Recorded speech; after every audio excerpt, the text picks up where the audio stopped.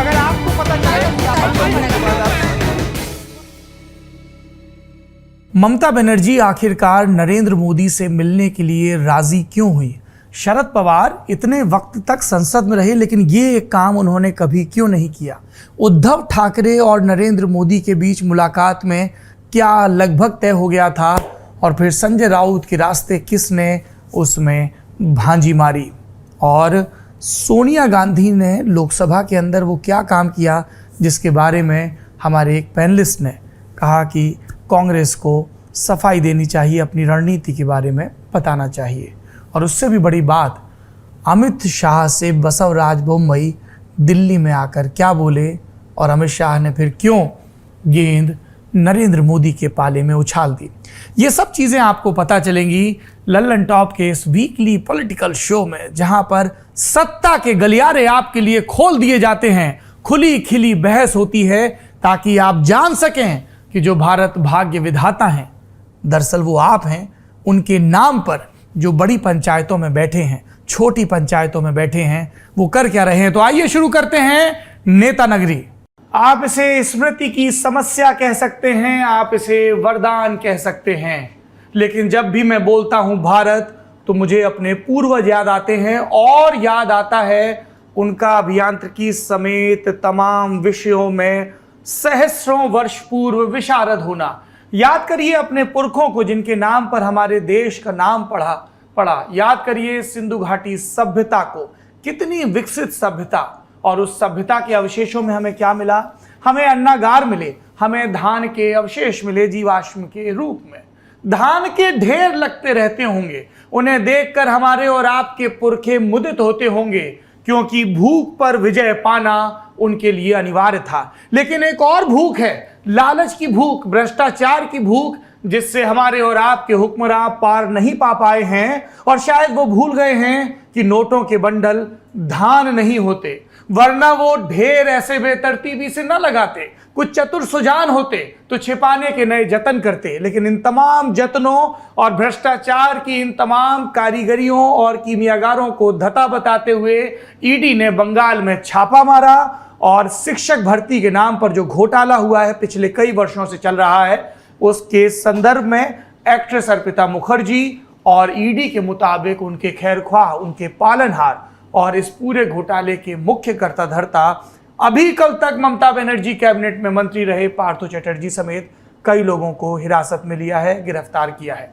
तो आज नेता नगरी के इस सत्र में हम विस्तार से बात करेंगे कि बंगाल में शिक्षा व्यवस्था का, शिक्षकों की भर्ती का क्या हाल है, जो ममता बनर्जी दिल्ली आने का, विपक्ष को एक करने का खम भर रही हैं, बीजेपी को परास्त करने का उनके पास, उनके क्रेडिट में है बात, तो उसके दम पर वो अपने आप को एक राष्ट्रीय विकल्प के तौर पर पेश कर रही हैं, और बंगाल में अपने आप को इनविंसिबल प्रस्तुत करने की कोशिश कर रही हैं। जिनकी सादगी के मुहावरे उनका काडर बढ़ चढ़ कर गाता है, वो किस तरह से इसमें घिरी हुई हैं, उनकी कितनी जिम्मेदारी है, उनके कैबिनेट मंत्री पर इतने संगीन इल्जाम, 50 करोड़ रुपए से ज्यादा की बरामदगी, और सबसे जरूरी सवाल, क्योंकि नेताओं के भ्रष्टाचार के तो शायद हम आदी हो गए हैं, पर उन लाखों अभ्यर्थियों का क्या जिन्होंने रात दिन मेहनत की, पढ़ाई की, फिर उनमें से कुछ से इस भ्रष्ट तंत्र ने उनके हिस्से की, उनके माता पिता की, उनकी गाढ़ी कमाई मांगी और लगा दिया धान की तरह बंडलों का अंबार। इन सब पर विस्तार से बात करेंगे नेता नगरी के सत्र में। सबसे पहले आपकी मुलाकात करवा देते हैं मेहमानों से। सबसे जरूरी मेहमान हमारे साथ जुड़ी हैं, शिक्षक भर्ती को लेकर बरसों से आंदोलनरत कलकत्ता से हमारे साथ जुड़ रही हैं संगीता नाग, जो और उनके साथी धरने पर हैं। संगीता, बहुत बहुत स्वागत है आपका नेता नगरी में। दूसरे मेहमान हैं स्वराज मैगजीन से जुड़े हुए पॉलिटिकल कमेंटेटर, जिनका नाम है जयदीप मजूमदार। जयदीप जी, बहुत बहुत स्वागत है आपका नेता नगरी में। नमस्कार। और तीसरे हैं इंडिया टुडे ग्रुप के कंसल्टिंग एडिटर, जिनको आप पहले भी कई बार नेता नगरी में देख चुके हैं, विद्वान, बुजुर्ग पत्रकार, और यहाँ अच्छी चीज यह है कि बुजुर्गियत को कंटेस्ट करने के लिए कोई और नहीं है, जयंत घोषाल। जयंतोदा, बहुत बहुत स्वागत है आपका एक बार फिर से नेता नगरी में। इस बार जूम के बजाय स्टूडियो में मौजूद हैं जयंतोदा। संगीता, सबसे पहले आपके पास आएंगे, पूरे देश को बताइए आप लोगों पर क्या बीत रही है और किस तरह से ममता बनर्जी की सरकार में आप लोगों के साथ बेईमानी हुई है। जी, 2016 में एक एग्जाम हुआ था जो कि ममता बनर्जी की सरकार का लिया हुआ पहला स्कूल सर्विस था, मतलब state level selection test for teacher recruitment in the school. 2016 में वो एग्जाम हुआ और 2016 में हम जब उसमें अपियर हुए तब का उस एग्जाम में अपियर होने की हम लोगों का जो बेसिक क्राइटेरिया थी वो थी BEd degree, bachelor of education degree holder होना चाहिए था। तो हम सब उस एग्जाम में अपियर हुए थे, पास भी किए, जिसका रिजल्ट हमें मिला 2017 में। 2017 में इंटरव्यू हुआ, 2018 तक हमें वो इंटरव्यू का रिजल्ट मिला। 2019 में वो जो काउंसलिंग होते हैं, स्कूल भेजा जाता है जो स्कूल चूज करने के लिए, वो प्रोसेसिंग हुए। 2019 के लास्ट में हमें एक लिस्ट मिला कि ये कैंडिडेट पास हुए हैं, उनका जो लिस्ट मिला। तो उस लिस्ट में हमें देखा गया कि एक जो लिस्ट पहली दी थी उसमें वो रातों रात चेंज हो गई, मतलब 2 दिन बाद एक नया लिस्ट निकला जिसमें हमारा जो शिक्षा प्रतिमंत्री है परेश अधिकारी, उसकी जो डॉटर है अंकिता अधिकारी, उसका नाम पॉलिटिकल साइंस के सब्जेक्ट में रातों रात इंक्लूड हो गए पहली रैंक, जो कि पहले जो मेरिट लिस्ट निकले थे उसमें उसका नाम नहीं था। वो था पहला इशू। और ऐसे ही और भी बहुत सारे इशू, जो लोग पास नहीं किए थे, जो लोग एग्जाम में अपियर नहीं हुए थे, ऐसे बहुत सारे प्रूफ हमें मिला। तो तब हम जाके 2019 के लास्ट में हम लोग एक आंदोलन किए थे, हंगर स्ट्राइक, प्रेस क्लब के सामने। तो उस हंगर स्ट्राइक चलने के दौरान 29 डेज के करीब 29 डेज के माथे पे खुद सीएम, हमारा राज्य का जो सीएम है ममता बनर्जी, वो आए थे उस हंगर स्ट्राइक के मंच पे। वो ये जान के ही आए थे कि उस रिक्रूटमेंट प्रोसेस में कितना जो करप्शन हुआ है ये उनको पता था, इसीलिए वो वहाँ पे आए थे। तो उन्होंने आए, जो उस वक्त के एजुकेशन मिनिस्टर थे पार्थ चैटर्जी, उनके साथ आके उन्होंने on media on stage announce ये किया कि हाँ, आप लोगों के साथ करप्शन हुआ है, आप लोग दुर्नीति के शिकार हैं, तो हम 1 टाइम लॉ चेंज करके भी आप लोग सब लोगों का नियोग सुनिश्चित करेंगे, आप सबको नियोग मिलेगा, आपको नौकरी मिलेंगे। लेकिन अभी क्या है, इलेक्शन की वक्त है, क्योंकि जून में ही वो इलेक्शन थे, तो अभी आप यहाँ से हट जाइए, जैसे ही इलेक्शन खत्म होंगे हम वैसे ही आप लोगों की प्रोसेसिंग शुरू कर देंगे। तो हम सब लोग उसकी जो कमिटमेंट थी, उसकी जो प्रॉमिस थी, हमारे सीएम की जो प्रॉमिस थी, उस बात पे हम लोग सहमत हुए। तो हम लोग हमारा जो हंगर स्ट्राइक थे वो उस हंगर स्ट्राइक को हम लोग विथड्रॉ कर लिए। और एक बात की कि वही पे, मतलब वही स्टेज पे खड़े होके उन्होंने पार्थ चैटर्जी को इंस्ट्रक्शन दी कि जो हमारा जो एजुकेशन डिपार्टमेंट है वहाँ से 5 लोगों को उन्होंने सिलेक्ट किया, और हम जो स्टूडेंट हंगर स्ट्राइक पे बैठे थे और हंगर स्ट्राइक पे थे, उनमें से 5 लोगों को उन्होंने सिलेक्ट किया, ये बोल के कि हाँ, ये 10 लोगों का एक कॉमिटी हमने क्रिएट की, इस कॉमिटी ये देखेगी कि अब सब लोगों को नौकरी सही सलामत मिले और अच्छे से मिल जाए। तो हम सब लोग इस बात पे बहुत संतुष्ट थे, फिर हमने हमारा जो वो स्ट्राइक है वो विथड्रॉ कर ली। फिर इलेक्शन प्रोसेसिंग चालू हो गए। 2 महीने बाद जब हम लोग वो हमारा जो 5 सदस्य थे उनसे कनेक्ट करने की कोशिश की, तो वो लोग हमें अवॉइड करने लगे, फोन नहीं रिसीव करते थे, बात नहीं करते थे। तो हमें थोड़ा बहुत डाउट होने लगा कि ऐसा क्यों हो रहा है। तो बहुत दिनों बाद हमें ये पता चला कि वो जो 5 लोग हम में से गए थे, उस 5 लोगों को खरीद लिए हमारे जो सरकार की जो 5 मेंबर थे, या फिर हम बोल सकते हैं कि सरकार की जो पक्ष में थे, वो हमारा वो 5 कैंडिडेट को खरीद लिया, उन लोगों को नौकरी दे दी, उस 5 लोगों को नौकरी मिल गई। उस 5 लोगों का जो रिलेटिव था, जो क्लोज फ्रेंड थे, उनको भी नौकरी दिया गया, लेकिन हम लोगों को नौकरी नहीं दिया गया। तो इस बात से हम लोग फिर इकट्ठे हुए और फिर हम लोग धरने पे बैठे, कहाँ पे ना, सॉल्ट लेक सेक्टर 5 विकास भवन के पास गेट नंबर 5 पे हम लोग फिर धरने में बैठे। उस धरने को 187 डेज चला।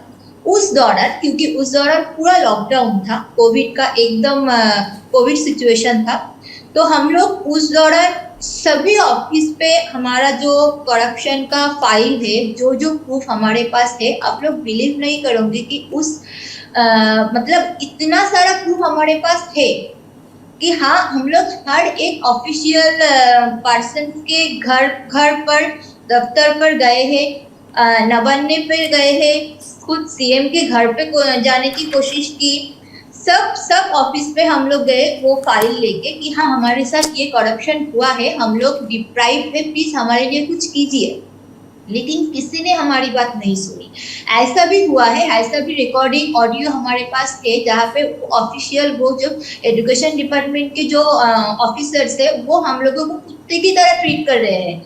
ऐसा भी हमारे पास प्रूफ है। जो लोग हमारी कोई भी बात नहीं सुनता। इस बात स्ट्रेटेजी जो अभी ईडी के गिरफ्तारी पे है, इनके पास हम लोग बहुत बार जाने की कोशिश की, हमारे फोन पे बात हुई तो उसने हमसे डायरेक्ट ये बोला कि आप लोग जॉब डिजर्व नहीं करते हो, इसलिए आपको जॉब नहीं मिला।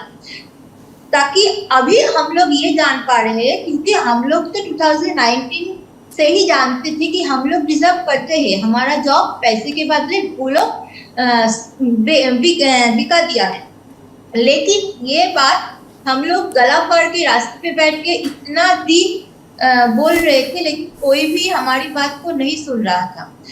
वो उस 187 डेज जो हम सॉल्ट लेक के गेट नंबर 5 पे धरने पे बैठे थे, उस दौरान हम लोग सभी ऑफिशियल्स के ऑफिस पे गए, लेकिन कोई भी हमारा बात नहीं सुना। तो 187 डेज के बाद जो प्रेजेंट एजुकेशन मिनिस्टर है बैक्टू बोशु एंड जो एक्स स्कूल सर्विस कमीशन का चेयरमैन है शिवशंकर सर, उस दोनों ने भी हमारा जो बात है, ये हम लोग डिप्राइव है, ये उन्होंने भी ये एक्सेप्ट किया कि हाँ, आप लोगों के साथ करप्शन हुआ है, आप लोग डिप्राइव है, आपका जो प्रॉब्लम है ये हम 40 डेज के अंदर सॉल्व कर देंगे। ये भी ऑन मीडिया ही उन्होंने बोला था। और उसके बाद हमारा वो मंच वो तोड़ दिया गया। एक रात पुलिस आके हमारे ऊपर टॉर्चर किया और वो मंच तोड़ा गया। फिर हम लोग उस 40 डेज का जो कमिटमेंट था उस पर विश्वास किया, फिर हम लोग वहाँ से उठ गए। उसके बाद क्या हुआ कि वो 40 डेज बीत गए, कोई भी जो रिजल्ट हमको नहीं मिला, हम लोग जैसे थे वैसे ही पड़े रहे। फिर हम लोग तीसरी बार इकट्ठा हुआ और वो हमें हाई कोर्ट की परमिशन से हम लोग मेयो रोड पे जो गांधी स्टैचू है उसके बिहाइंड हम लोग सिटिंग डेमोन्स्ट्रेशन पे बैठे, जिसका अभी कुल मिला के मतलब ये तीनों दफा मिला के आज 502 मतलब 502 दिन हम लोग रास्ते पे बैठे हैं, इसी डिमांड के लिए कि हमारा जो हक का नौकरी है वो हमें दिया जाए। हम लोग इतने दिनों से बोल रहे थे कि हमारा नौकरी पैसे के बदले हमारा सरकार और एसएससी कमीशन सेल किया है, हमारी बात किसी ने नहीं सुनी। अब जब ईडी ने ये ढेरों पैसे हमारी जो अर्पिता चैटर्जी उसके घर से मिल रहा है और आगे का कार्रवाई होगी, तो ये और भी पता चलेगा कि ये जो किस्सा है ये आगे बहुत देर दूर तक चलेगा। इसीलिए संगीता, इसीलिए हम चाह रहे थे कि इससे पहले कि हम इस मामले की राजनीति पर बात करें, जो विक्टिम हैं उनका बयान पूरे देश के सामने आए। थैंक यू सो मच, आपने इतने विस्तार से बताया। हम एक बार फिर आपके पास लौटेंगे, लेकिन दर्शक इस चीज पर गौर करें, जिस शख्स पर हजारों करोड़ के घोटाले का इल्जाम है, कोई हजारों करोड़ कह रहा है, कोई सैकड़ों करोड़ कह रहा है, कोई पॉलिटिकल इल्जाम की शक्ल में कह रहा है, कोई ईडी के सूत्रों के हवाले से कह रहा है, वो संपादक थे ईडी का, पार्टी का मुखपत्र है टीएमसी का जागो बांग्ला की जागृति के लिए, और उसके वो संपादक हैं पार्थो चैटर्जी, अनुशासन समिति के, डिसिप्लिन कमेटी के हेड, पार्टी के 5 बार के विधायक, जब से ममता बनर्जी सरकार में है, तीनों बार से कैबिनेट मंत्री, और जिस 2016 के दौर की बात हो रही है, संगीता से आपने सुना किस तरीके से अभ्यर्थियों को ट्रीट किया जा रहा था। उनके डेप्यूटी परेश अधिकारी की बिटिया का नंबर आता है कम, लेकिन वो बन जाती हैं अव्वल नंबर, और ये सारे लोग बेशर्मी से पदों पर बने हुए थे।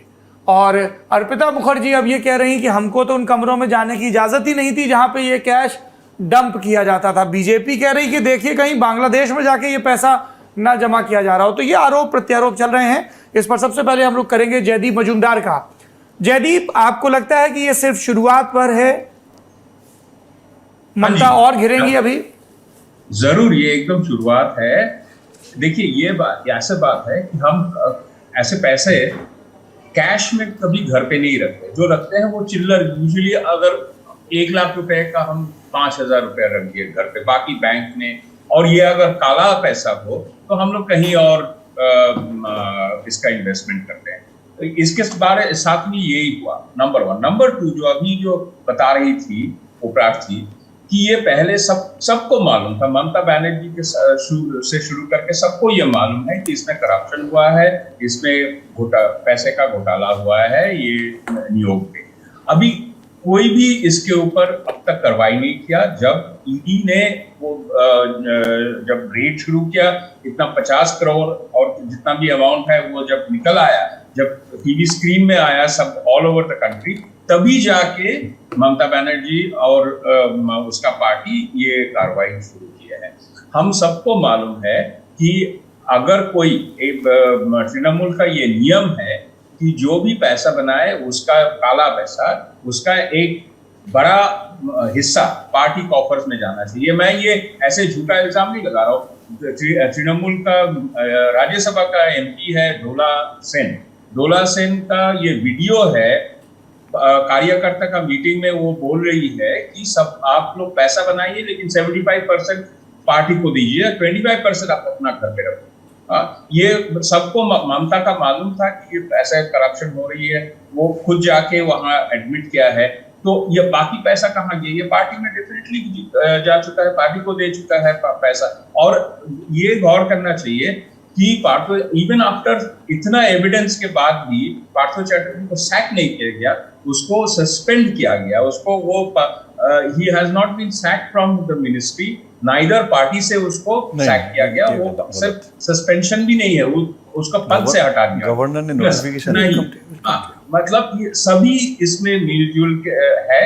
अब और तृणमूल का अभी सिर्फ एक को अगर जयदीप जी, मुझे 2 पॉइंटेड सवाल हैं। एक, टीएमसी इसको कैसे काउंटर कर रही है? दूसरा, क्या और भी मंत्री हैं जिन पर भ्रष्टाचार के आरोप जनता के बीच या अलग अलग प्रभावित सेक्शंस के द्वारा लग रहे हैं? ये तो ईडी की जांच हुई, पता चल गया, पर ये बच्चे तो बरसों से धरने पर बैठे हैं। क्या और भी किसी मंत्रालय में इस तरह की बात चल रही है?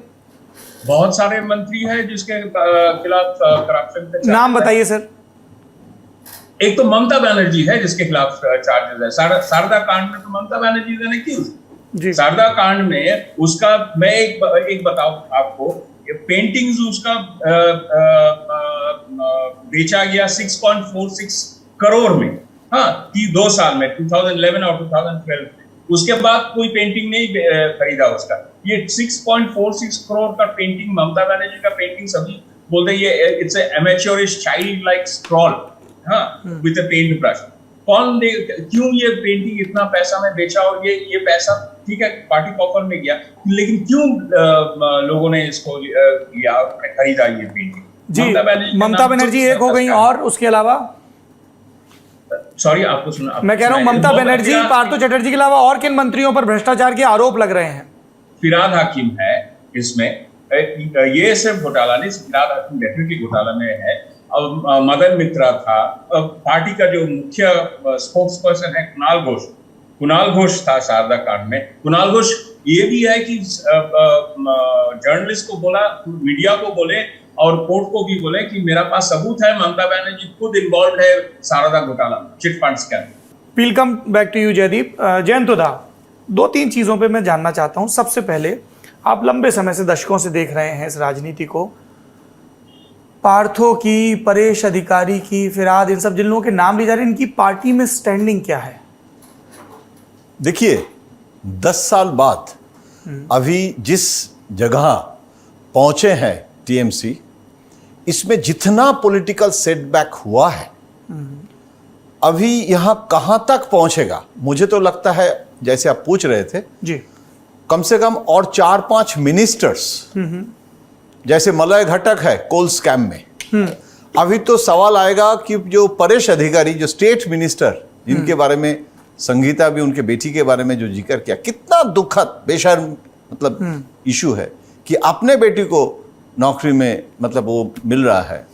और मुझे तो ये जब संगीता बोल रही थी, मुझे इतना दुख हो रहा है कि, और ये भी उनको तारीफ करना पड़ेगा, इतना अपोजिशन के बावजूद 502 दिन एक लड़ाई चलाना, पहले प्रेस क्लब में, फिर एश्योरेंस, और उसके बाद मेयो रोड, उसके बाद सॉल्ट लेक। देखिए इसमें 6 साल हो गया, जैसे संगीता बोल रहे थे, उसमें 6 साल इसमें कोई एक्शन नहीं हुआ।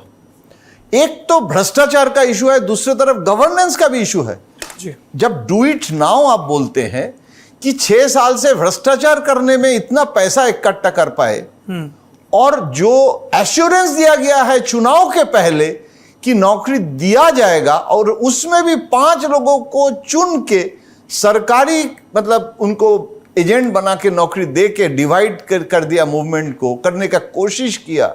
ये जो घटना है, मुझे लगता है इतना बड़ा सेटबैक ममता जी के करियर में, मतलब 10 साल के पॉलिटिकल गवर्नेंस के करियर में, जो ममता बनर्जी ने 30 साल लड़ाई करके सीपीएम के भ्रष्टाचार के खिलाफ, ज्योति बासु के खिलाफ, आज भी ज्योति बासु के खिलाफ कोई भ्रष्टाचार प्रूव नहीं हुआ, लेकिन बंगाल लैंप करके इशू हुआ था, जहां जतिन चक्रवर्ती पीडब्ल्यूडी मिनिस्टर था, ज्योति बासु ने तुरंत उसको डिसमिस कर दिए थे।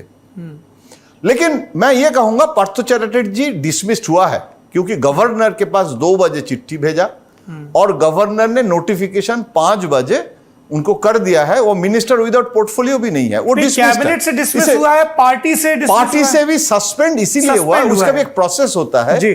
जैसे आप देखिए ना, ये जो मुस्लिम इशू में जो अभी पार्टी से सस्पेंड किया था बीजेपी ने, वो एक्सपल्शन के पहले वो पार्टी का भी एक डिसिप्लिनरी प्रोसीड्योर होता है कि सबको, प्रणब मुखर्जी को भी जब एक्सपेल किया था पहले सस्पेंडेड होता है, फेयर ट्रायल की बात कर रहे हैं आप। That's a basic thing, but basically rather वो अपने आप को डिसएसोसिएट करना चाहते हैं। अभी तो ममता बनर्जी पार्थो चैटर्जी और बाकी लोगों को डिसएसोसिएट करना चाहते हैं, क्योंकि ममता बनर्जी को लग रहा है कि जो बीजेपी का अभी चुनाव 2024 में लोकसभा है, पंचायत चुनाव मई महीने में है, और उसके बाद विधानसभा चुनाव है, और श्यामा प्रसाद मुखर्जी का स्टेट जहां बीजेपी कुछ नहीं कर पाए, बंगाली ने फाउंडर है पार्टी का, वो अडवाणी जी मुझे बार बार बोलते थे कि हम बहुत दुखी हैं कि बंगाली ने बनाया लेकिन बंगाल में हम कुछ नहीं खाता खोल पाया। तो मोदी जी और अमित शाह जी ने करके दिखाया कि प्रतिपक्ष बन गया है, और जिस दिन 2021 में हार गए, नेक्स्ट डे मैं कहता हूं कि 2 टाइप का स्टूडेंट होता है, ये जो फेल करता है और खुदकुशी कर लेते हैं, और एक स्टूडेंट होता है वो फेल करने के बाद नेक्स्ट डे से इतना पढ़ाई लिखाई शुरू कर देते हैं कि वो टॉपर करके पास होता है। तो अमित शाह जी का पॉलिटिक्स ऐसी है, आपको मानना पड़ेगा। अभी ममता रियलाइज कर रहे हैं 10 साल में मोदी जी के राज में एक भी मिनिस्टर, कल मैं जब बोल रहे थे, किसी ने बोला कि वो तो सीबीआई एनफोर्समेंट सरकार का है, तो इसीलिए कोई भ्रष्टाचार का मुद्दा नहीं है, करप्शन फ्री 10 साल है। अरे तो ये ईडी जाके 50 करोड़ रुपए रखाई क्या? नहीं, और सबसे बड़ी बात है, जब बोफोर्स भी हुआ था, प्रतिपक्ष का काम होता है। जब 2G स्कैम हुआ था, क्या मनमोहन सिंह जी ने 2G स्कैम और कोल स्कैम का पेपर प्रेस को हमको दिया है? तो मीडिया और प्रतिपक्ष का ही तो काम होता है। जब ये इशू आया है, ये जीरो टॉलरेंस अगर मोदी जी कर सकते हैं, ममता भ्रष्टाचार है। मैं इसमें थोड़ा मेरा डिफरेंस ऑफ ओपिनियन एक जगह है, बोलिए कि ममता बनर्जी के बारे में कोई स्पेसिफिक करप्शन चार्जेस आज नहीं है। 10 साल बाद क्या होगा, 5 साल बाद क्या होगा, वो अलग बात है।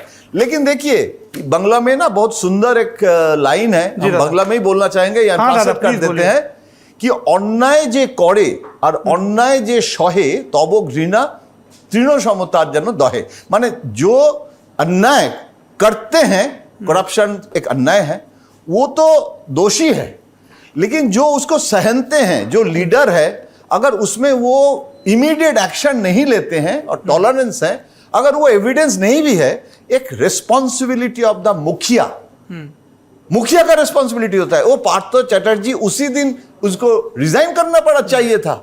आडवाणी जी ने हवाले में किया था या नहीं, प्रूव नहीं हुआ बाद में। बिल्कुल।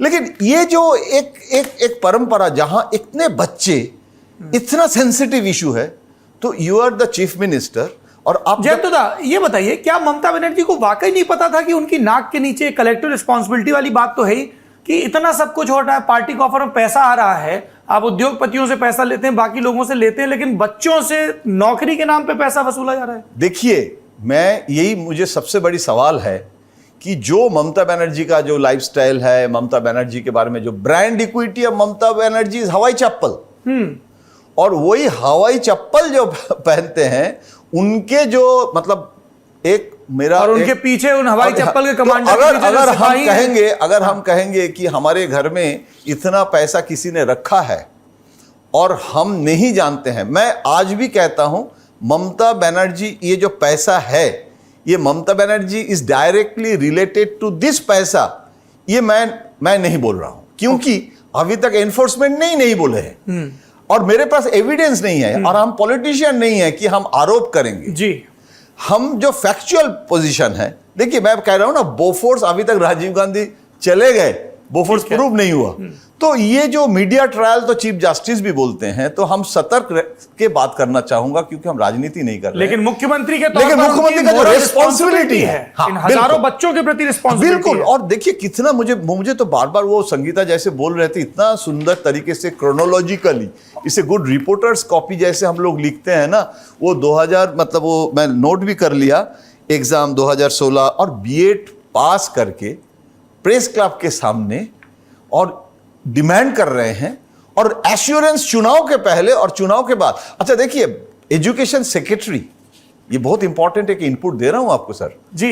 एजुकेशन सेक्रेटरी का नाम है मनीष जैन, उनको पहले एनफोर्समेंट बुलाया। देखिए ये it's a success of enforcement and CBI also, I should salute the agency also on this issue, कि पहले एजुकेशन सेक्रेटरी को, ब्यूरोक्रेट को बुलाया और एजुकेशन सेक्रेटरी जाके पार्थ चटर्जी का नाम बोल के आया। Lot of people they don't know. और एजुकेशन सेक्रेटरी जब बोले हैं कि पार्थ चटर्जी ने मुझे ऐसे इंस्ट्रक्शन दिया है कि इसको लेना है, इसको नहीं लेना है, तो Partha Chatterjee is responsible and education secretary उनको नाम दिए हैं। तो इसके बाद education secretary is under chief secretary, chief secretary is under chief minister, so there is a hierarchy. तो इफ ऑपोजिशन तो यही करेगा ना, तो कि अभी ये अंगराई है, आगे और लड़ाई है। बिल्कुल बिल्कुल। अभी कोल स्कैम है, बाकी जो जैसे चर्चा हो रहा है, मुझे तो लगता है कि पशु तस्करी घोटाला, ये देखिए इंग्लिश में कहावत है कि event has its own momentum जी। जैसे बिलियर्ड गेम में होता है ना जी। एक बॉल दूसरे बॉल को जब धक्का देता है, पता नहीं है वो कहां तक पहुंचेगा, तो ये इतना आसानी से छुटकारा नहीं है। ममता जी दिल्ली आ रहे हैं, prime minister chief minister meeting है, अभी नेक्स्ट वीक में है, 6-7 में है, 15 अगस्त का एक मीटिंग है। लास्ट टाइम बॉयकॉट किए थे चीफ मिनिस्टर प्राइम मिनिस्टर के साथ, ये नीति आयोग का मीटिंग, इस बार वो बॉयकॉट नहीं कर रहे हैं और पीएम के साथ भी 1-1 मीटिंग करेंगे जी।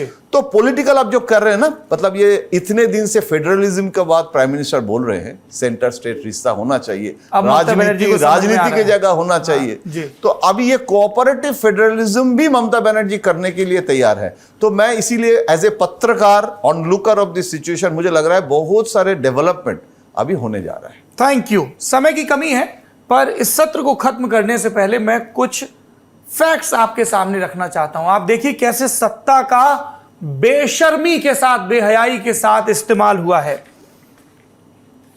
परीक्षा का रिजल्ट आता है, एक लड़की को टॉपर डिक्लेयर किया जाता है, आयोग दूसरी लिस्ट ले आता है जिसमें मंत्री की बेटी टॉपर होती है। हाईकोर्ट में उस मंत्री की बेटी को नौकरी से हटाया जाता है, वेतन वसूली का आदेश होता है, सरकार की नींद नहीं जागती है। उसके बाद ये बच्चे फिर कोर्ट में जाते हैं, कोर्ट हलफनामा मांगता है, डिटेल मांगता है, सरकार समय से डिटेल नहीं देती है। फिर एक और कैंडिडेट आमिर अली, इंसान अली, उनका केस पकड़ा जाता है तो मासूमियत से सरकार कहती है गलती से मिस्टेक हो गया।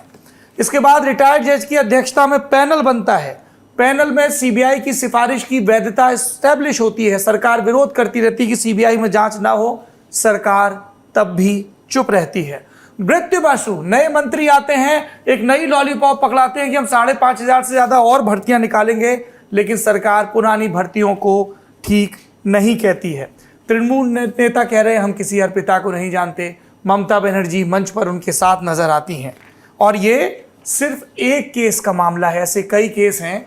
तो दर्शकों के लिए अब यह सवाल है, आपकी राजनीतिक वफादारी और विरोध किसी भी नेता, किसी भी पार्टी, किसी भी विचारधारा के लिए हो सकता है, लेकिन बंगाल में क्या भ्रष्टाचार, क्या नागरिकों का ठगा जाना, कभी चिटफंड कंपनियों के द्वारा, कभी अधिकारियों के द्वारा, कभी नेताओं और मंत्रियों के द्वारा, और सरकार का इस पर सख्त कार्रवाई न करना, और जब तक वो झुंझुना बजाना कि ये बदले की कार्रवाई है।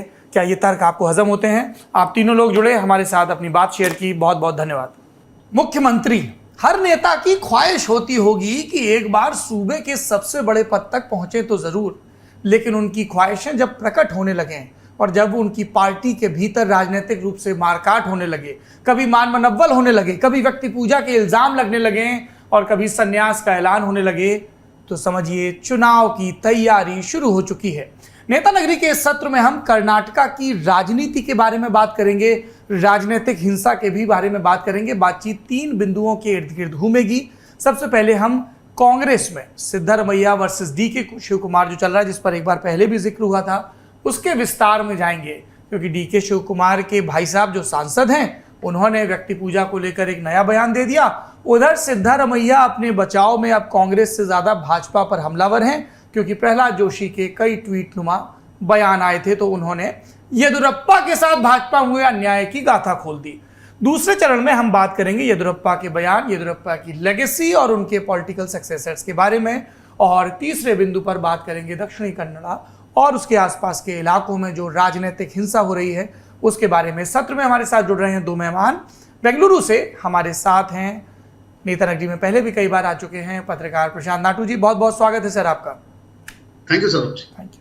और हमारी दूसरी मेहमान हैं स्वाति चंद्रशेखर, जो स्टूडियो में हमारे साथ हैं, कर्नाटका से आती हैं, वहाँ की राजनीति को लंबे समय से कवर कर रही हैं। Thank you so much Swati for joining us. Thank you.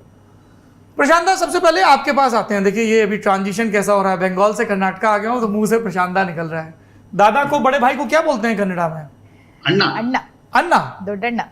अच्छा ठीक है। तो प्रशांत ना, सबसे पहले मैं आपके पास आ रहा हूँ, मैं ये जानना चाहता हूँ कि अगर राहुल गांधी सिद्धारमैया के बर्थडे फंक्शन में पहुंच जाते हैं तो क्या उनका कद स्टैब्लिश हो जाएगा? क्या पूरे काडर में ये मैसेज चला जाएगा कि अभी भी politically he is the most viable option, और डीके शिव कुमार जो अपने आप को वोकल लिग्गा के सबसे बड़े नेता के तौर पर, फंड मैनेजर के तौर पर, पार्टी के प्रेसिडेंट के तौर पर स्टैब्लिश करने की कोशिश कर रहे हैं, उसको झटका लगेगा? ये जो झगड़ा चल रहा है, थोड़ा इसके पॉलिटिकल नुएंसेस बताइए, और जो कुछ अभी हालिया डेवलपमेंट हुए वो बताइए। सर, 2023 के चुनाव को लेकर कांग्रेस को लगता है कि बिकॉज येडियुरप्पा को बीजेपी ने पद से हटाया है, एक बड़ा मास लीडर बीजेपी में नहीं है, और बीजेपी में एक लैकलस्टर लीडरशिप के चलते कांग्रेस को एक आसान सी जीत 2023 में मिलेगी, ऐसे कांग्रेस में एक वातावरण है, कांग्रेस नेताओं को लगता है जी।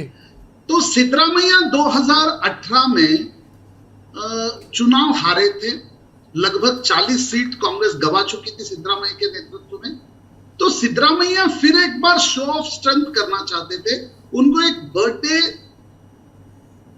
उनका एक 75वां साल का जो बर्थडे बनाया जा रहा है, वो it's a mere show of strength to show party people, to show high command, और विपक्ष को भी दिखाना चाहते हैं कि मैं अभी भी रेस का घोड़ा हूं। तो सिद्धरामैया इस सिद्धरामोत्सव के चलते अपने कर्नाटक में अपना कद, पॉलिटिकल स्टेचर कितना है, ये पार्टी को भी दिखाना चाहते हैं। तो डीके शिव कुमार ने पहले कहा कि नहीं, ये तो उनका वैयक्तिक जन्मदिन है, पार्टी को इससे कोई लेना देना नहीं है। तो उन्होंने प्रयास किया कि राहुल गांधी इसमें नहीं आए, लेकिन सिद्धरामैया थोड़ा हटवादी है। तो सिद्धरामैया जी ने रणदीप सुरजेवाला और केसी वेणुगोपाल को कहा कि राहुल गांधी को इस बर्थडे कार्यक्रम में आना चाहिए। डीके शिव कुमार के विरोध के बावजूद राहुल गांधी आने के लिए तैयार हुए। तब डीके शिव कुमार कुछ फॉल इन लाइन दिखाई दे रहे थे, लेकिन डीके शिव कुमार को लगता है कि देखो 2023 में अगर सिद्धरामैया एक शो ऑफ स्ट्रेंथ अपने बर्थडे के जरिए करने जा रहे हैं तो वेयर इज माय स्टैंडिंग, मेरा स्टैंड, क्योंकि देखो सिद्धरामैया को एक कास्ट ब्लॉक सपोर्ट करता है, जो कुरुबा है, शेफर्ड है, वो लगभग 8 से 9% कर्नाटक में है, उनके साथ मुस्लिम, दलित, राइट और कुछ पिछड़े जातियां भी जुड़ जाते हैं। तो सिद्धरामैया कर्नाटक में से 3 मास लीडर्स को गिनाया जाता है, येडियुरप्पा, देवेगौड़ा और सिद्धरामैया। तो डीके शिव कुमार को लगता है कि 2023 को मुझे भी एक मुझे भी एक अवसर मिलना चाहिए, इसलिए डीके शिव कुमार ने पहली बार कह डाला कि देखो 1999 में एस.एन. कृष्णा को कांग्रेस में मुख्यमंत्री बनने का एक अवसर प्राप्त हुआ था जी। तब से लेके आज तक वक्कलिगा कम्युनिटी, वक्कलिगा जो मैसूर कर्नाटक में ज्यादातर वक्कलिगाज है, उस कम्युनिटी से कोई मुख्यमंत्री बना नहीं है, तो मुझे एक अवसर वक्कलिगा कम्युनिटी से मिलना चाहिए। तो 2 चीजें इसमें देखी जा रही है कि एक, देवेगौड़ा का जो कद दिन ब दिन देवेगौड़ा और देवेगौड़ा की पार्टी वीक होते जा रही है, तो वोकलिगा अगर कांग्रेस के साथ आते हैं तो कर्नाटक में आसानी से कांग्रेस बहुमत प्राप्त कर लेगी। लेकिन इसमें पेचीदा यह है कि सिद्धरामैया मुख्यमंत्री बनेंगे या डीके शिव कुमार मुख्यमंत्री बनेंगे, ये प्रश्न इतना बड़ा हो गया कि सिद्धरामैया के जो साथ खड़े थे, एमबी पाटिल, जमीर अहमद खान, वो भी कहने लगे कि हम भी मुख्यमंत्री बनेंगे, हम भी मुख्यमंत्री बनेंगे। That is to dilute the claim of DK Shiv Kumar. देखो सौरभ जी, सिर्फ ये डीके शिव कुमार, हर कोई पार्टी में हम देखते हैं कि हर जगह राष्ट्रीय पार्टी में 2-2 नेता राज्य में दिखाई देते हैं, लेकिन यहाँ सिर्फ ये नहीं है। वोकलिगा वर्सेस कुरुबा पॉलिटिक्स कर्नाटक में पिछले 17-18 साल से हम देख रहे हैं। क्या वो दोनों समुदाय कांग्रेस के नीचे एकत्रित आएंगे?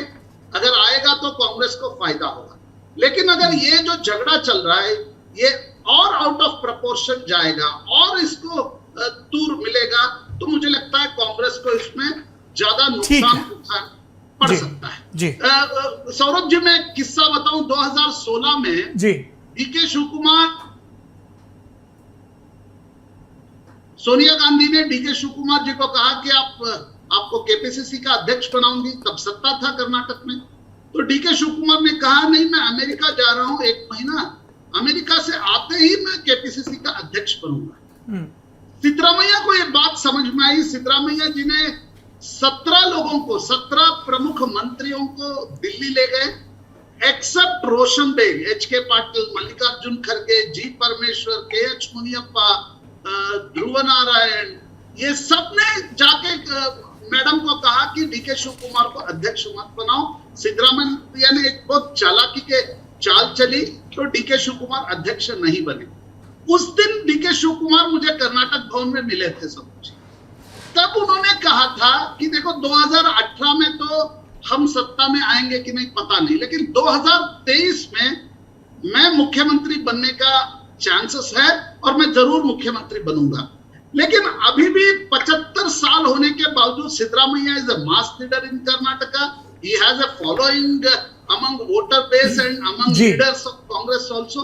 तो डीके शिव कुमार को लगता है अगर सिद्धरामैया मुख्यमंत्री बन गए तो मैं मुख्यमंत्री बनने के आसार कम होंगे, ठीक है, इसलिए ये लड़ाई चल रही है। चलिए अब स्वाति की तरफ रुख करते हैं। स्वाति, हम ये देख रहे हैं कि किस तरह से सिद्धारमैया, जिनको समर्थक कह रहे हैं सिद्धारमोत्सव, और फिर सफाई में कहा जा रहा है कि ये सिद्धारमैया का 75 बरस का अमृत महोत्सव है, लेकिन बहुत कोशिश करके अलग अलग समुदायों के नेताओं के बयान दिलवाए जा रहे हैं। मुस्लिम समुदाय के नेता हैं, उसके बाद अहिंदा जिस समाज से वो आते हैं उसके नेता हैं, दलित समाज के नेता ही नहीं, सिद्धारमैया सबके नेता हैं, और अंबेडकरवाद शब्द भी इस्तेमाल किया जा रहा है। इसके अलावा जैसा प्रशांत जी ने जिक्र किया, जी मैं 2 बयान पढ़ना चाहता हूं स्वाति आपके पास आने से पहले। एमबी पाटिल का बयान है कि हम कोई 2ym दर्जे के नागरिक नहीं है, ताकत के दम पर सत्ता में आना है, फिर निर्वाचित विधायकों की राय के आधार पर हाईकमान निर्णय लेगा, और आखिरी होगा सबकी इच्छा है कि सीएम बने, पर सबकी इच्छा पूरी थोड़ी होती है। और फिर जमीर अहमद खान क्या बोले, एक समुदाय के समर्थन के दम पर आप मुख्यमंत्री नहीं बन सकते, हर समुदाय का समर्थन चाहिए, और वैसे भी मुस्लिम समुदाय वोकलिगा समुदाय से बड़ा है और मैं भी सीएम बनने की इच्छा रखता हूँ। तो कांग्रेस का अभी संकट वो है क्या कि सत्ता आई नहीं है और सीएम के दावेदार बहुत सारे हो गए? How do you look at it? Congress का सबसे बड़ा प्रॉब्लम तो शायद मुझे यही लगता है 2013 के अलावा कांग्रेस में कभी भी ये बात साफ नहीं हुई थी कि कौन मुख्यमंत्री बनने वाले हैं, पर हमेशा मुख्यमंत्री की लड़ाई होते ही रहती थी। एस.एम. कृष्णा के बाद जो 2013 में जो सिद्धरामैया का साफ इन्होंने दिखा दिया कि he is going to be our leader, he is going to be the chief minister, उन्होंने इनडायरेक्टली कहा गया। तो उसके अलावा तो कभी कांग्रेस में ये तो डिसाइडेड तो हुआ नहीं और ये दोबारा कांग्रेस में चल रहा है। और मैं आपको शायद ये एक अहम बात मैं आपको कहना चाहती हूँ कि ऐसे आपने जो बयान पढ़ा कि एम.बी. पाटिल ने ऐसे कहा और जमीर अहमद ने ऐसे कहा, तो मैं आपको एक और हिस्सा सुनाना चाहती हूँ। अभी मैं बस एक हफ्ते से पहले मैं काफ़ी कांग्रेस लीडर से मिलके आ रही हूँ अभी दिल्ली। तो उन लोगों का कहना है अगर बाई चांस हाई कमांड ने डीके शिव कुमार को मुख्यमंत्री के नाते प्रोजेक्ट कर दिया तो हम में से लगभग 10 से 15 लोग हैं जो अभी कांग्रेस में इस्तीफा देना चाहते हैं और हम या जनता परिवार के तरफ जाना चाहते हैं या जनता दल के तरफ जाना चाहते हैं या नहीं तो भाजपा की तरफ जाना चाहते हैं, क्योंकि हमारे लिए बहुत बुलाव है वहाँ से। और हाईकमांड को ये भी पता है कि एक तरफ से डीके शिव कुमार को खुल के तो बोल भी नहीं सकते कि he is going to be the future chief minister, और एक तरफ सिद्धरामैया को रोक भी नहीं सकते कि भाई आपका तो 5 साल जो हमने दे दिया तो हमने दे दिया, पर आप थोड़ा साइड हट के पहले देख लीजिए, पहले पार्टी बना दीजिए, सत्ता पे आ जाइए, तो फिर बाद में डिसाइड करते एमएलए जो जिनको वोट करते तो उन लोगों को देख लेते हैं। पर अभी कांग्रेस में इतना लड़ाई चल रही है कि खुद सिद्धरामैया और DK Shiv Kumar of course दोनों के स्ट्रेंथ पर खेलना चाह रहे हैं। और मैं एक छोटी सी चीज़ बताना चाहती हूँ, सिद्धरामैया अभी कांग्रेस के लिए ऐसे हो चुका है कि जो पुराना वाइन होते हैं, मतलब जितना पुराना वाइन होते हैं उतना अच्छा लगता है लोगों को पीने का। सो सिद्धरामैया एक कांग्रेस का ऐसे हिस्सा बन चुके हैं कि सिद्धरामैया को हटा के या सिद्धरामैया का बयान ना लेके कुछ कांग्रेस करने की स्थिति में नहीं है। पर at the same time DK Shiv Kumar हो या उनका स्ट्रेंथ हो, उनका जो फंड्स हो और उनका जो अभी जो वो स्ट्रैटेजी खेल रहे, ओकलिगा का जो बेस वो लगा मतलब वो लेना चाह रहे हैं, तो उसको भी कांग्रेस एक तरफ से साइडलाइन नहीं कर रहे, तो इसी वजह से ये लड़ाई चल रही है। जी, अब हम थोड़ा कांग्रेस से भाजपा का रुख करते हैं। येदियुरप्पा मुख्यमंत्री का पद छोड़ने के बाद भी आज भी चर्चा में हैं और चर्चा में हैं उनके बेटे वी.वाई. विजेंद्र, जो फिलहाल तो कर्नाटक में भाजपा के उपाध्यक्ष हैं, लेकिन उनकी दावेदारियों पर खूब बात हो रही है। येदियुरप्पा और तमाम नेता हैं जो लगातार बयान देते रहते हैं, पर सबसे बड़ा सवाल ये है कि क्या बसवराज बोम्मई के सीएम पद पर होने के बावजूद येदियुरप्पा से बड़ा कोई नेता है जो पूरे लिंगायत समुदाय को बीजेपी के पक्ष में लामबंद कर सके? अभी क्या चल रहा है कर्नाटक में येदियुरप्पा कैंप के इर्द गिर्द? Swati, will start from you.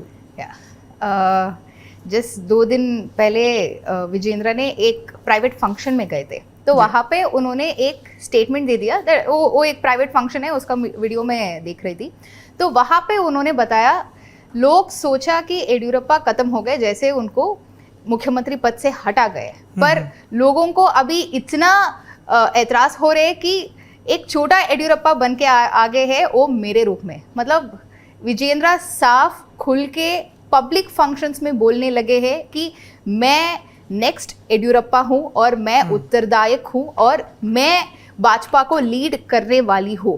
पर इतना तो हमको अभी तक तो जो राजनीति चल रही है कर्नाटका में, तो इसमें तो समझ में आ चुकी है कि येदियुरप्पा को साइडलाइन करने के लिए ही उनको पद से हटा गया। पर अगेन मैं जैसे बताया कि he is also one of the old wines for Bhajpa, कि जो उनका जो मास लिंगायत बेस है, अभी जो वो चाह रहे थे कि शायद बोम्मई उसको आगे ले जा सके या नहीं तो लक्ष्मण सवदी आगे ले जा सके या कोई 1-2 और लीडर थे जो उसको साथ ले जा सके, पर ये हो नहीं पा रहे। और अच्छा, ये बताइए, शिकारीपुरा जो कॉन्स्टिट्यूंसी है, एक बार छोड़ के 1983 से लगातार येदियुरप्पा उसको रिप्रेजेंट कर रहे हैं। उन्होंने कहा कि अब विजेंद्र यहाँ से लड़ेंगे। जब येदियुरप्पा ने अपनी कुर्सी छोड़ी थी मुख्यमंत्री की, तब बाकायदा ये ऐलान किया था, हालांकि कम ही लोगों ने उस पर यकीन किया, कि मुझसे आला कमान ने नहीं कहा, मैं 79-80 साल का होने जा रहा हूँ कि आप सीएम कुर्सी छोड़ो, मैं खुद छोड़ रहा हूँ, राज्य में बना रहूंगा। बजट सत्र के बाद अब वो कह रहे हैं कि मैं पूरे राज्य का दौरा करूंगा।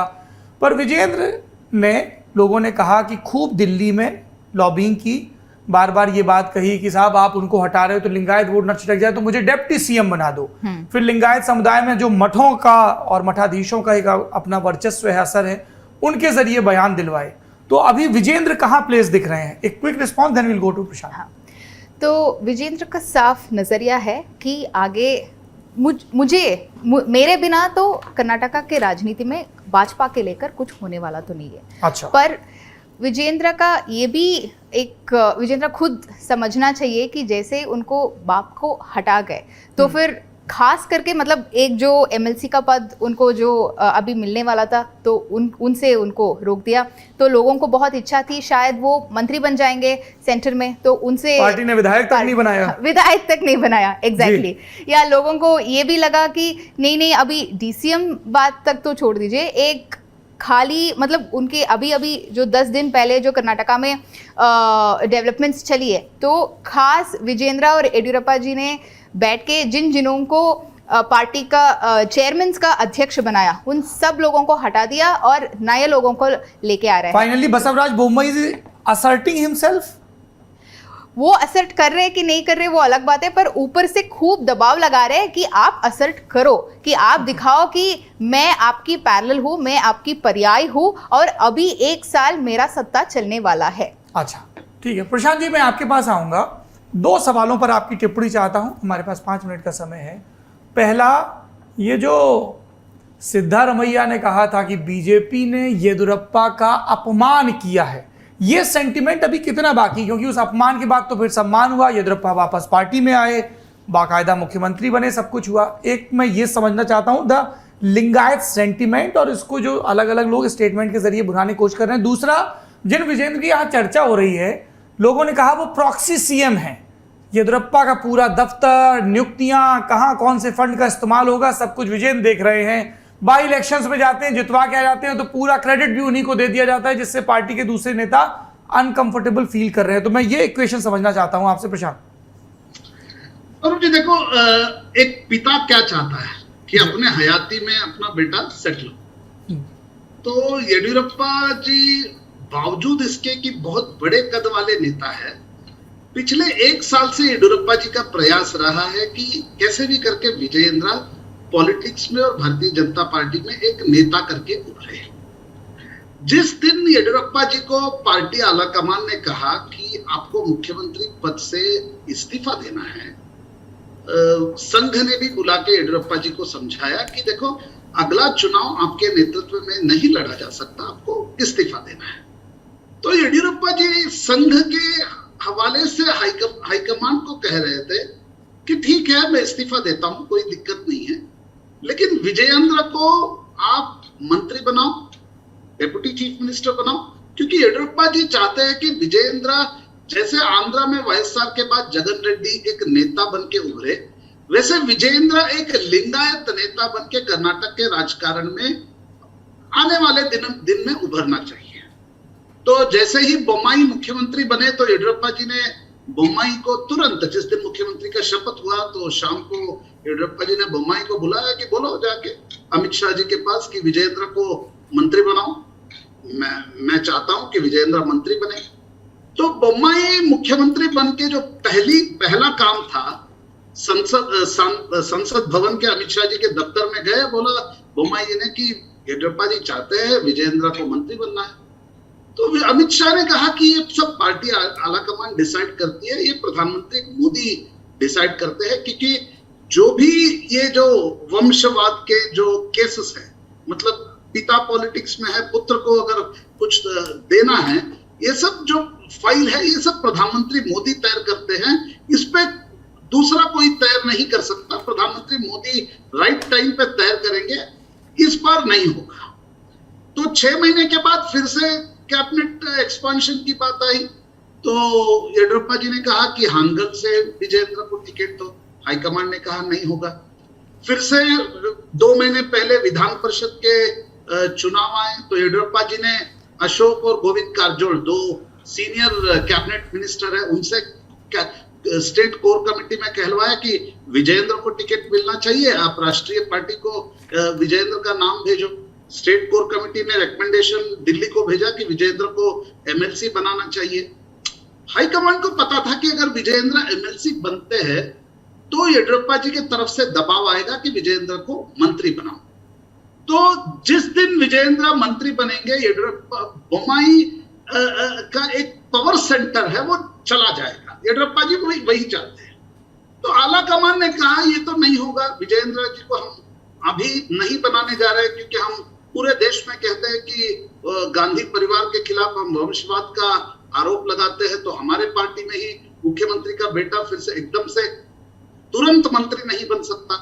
तो आप शिकारीपुर से 2023 को अगर आप नहीं खड़े होंगे तो विजयेंद्र को टिकट दे सकते हैं, ऐसा एक हाईकमांड की तरफ से सूचना गई।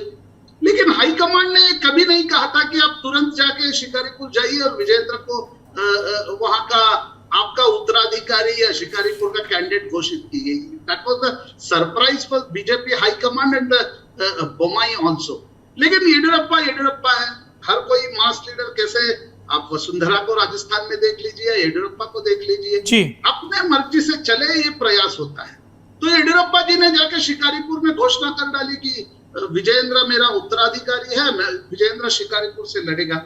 मुझे लगता है सौरभ जी कि येडियुरप्पा जी हाईकमांड को कहने की कोशिश कर रहे हैं, ठीक है 23 तक मेरा कोई दबाव नहीं रहेगा, लेकिन 23 को विजयेंद्र को टिकट मिलना चाहिए, क्योंकि 2018 में येडियुरप्पा जी ने और स्टेट कोर कमेटी ने भी तय किया था कि वरुणा क्षेत्र से, जहां से सिद्धरामैया का बेटा डॉक्टर यतीन्द्र लड़ रहे थे, वहां से विजयेंद्र बीजेपी के कैंडिडेट होंगे।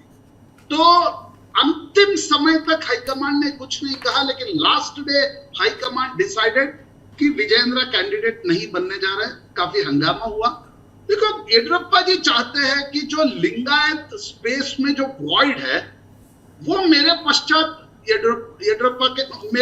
अपना बेटा विजयेंद्र उस स्पेस को एक्वायर करे, इसलिए ये सब गतिविधियां चल रही है। काफी दिलचस्प है। अब बढ़ते हैं तीसरे बिंदु की तरफ। दक्षिणी कन्नड़ा में बीजेपी के कार्यकर्ता प्रवीण नेट्टारू का कत्ल होता है।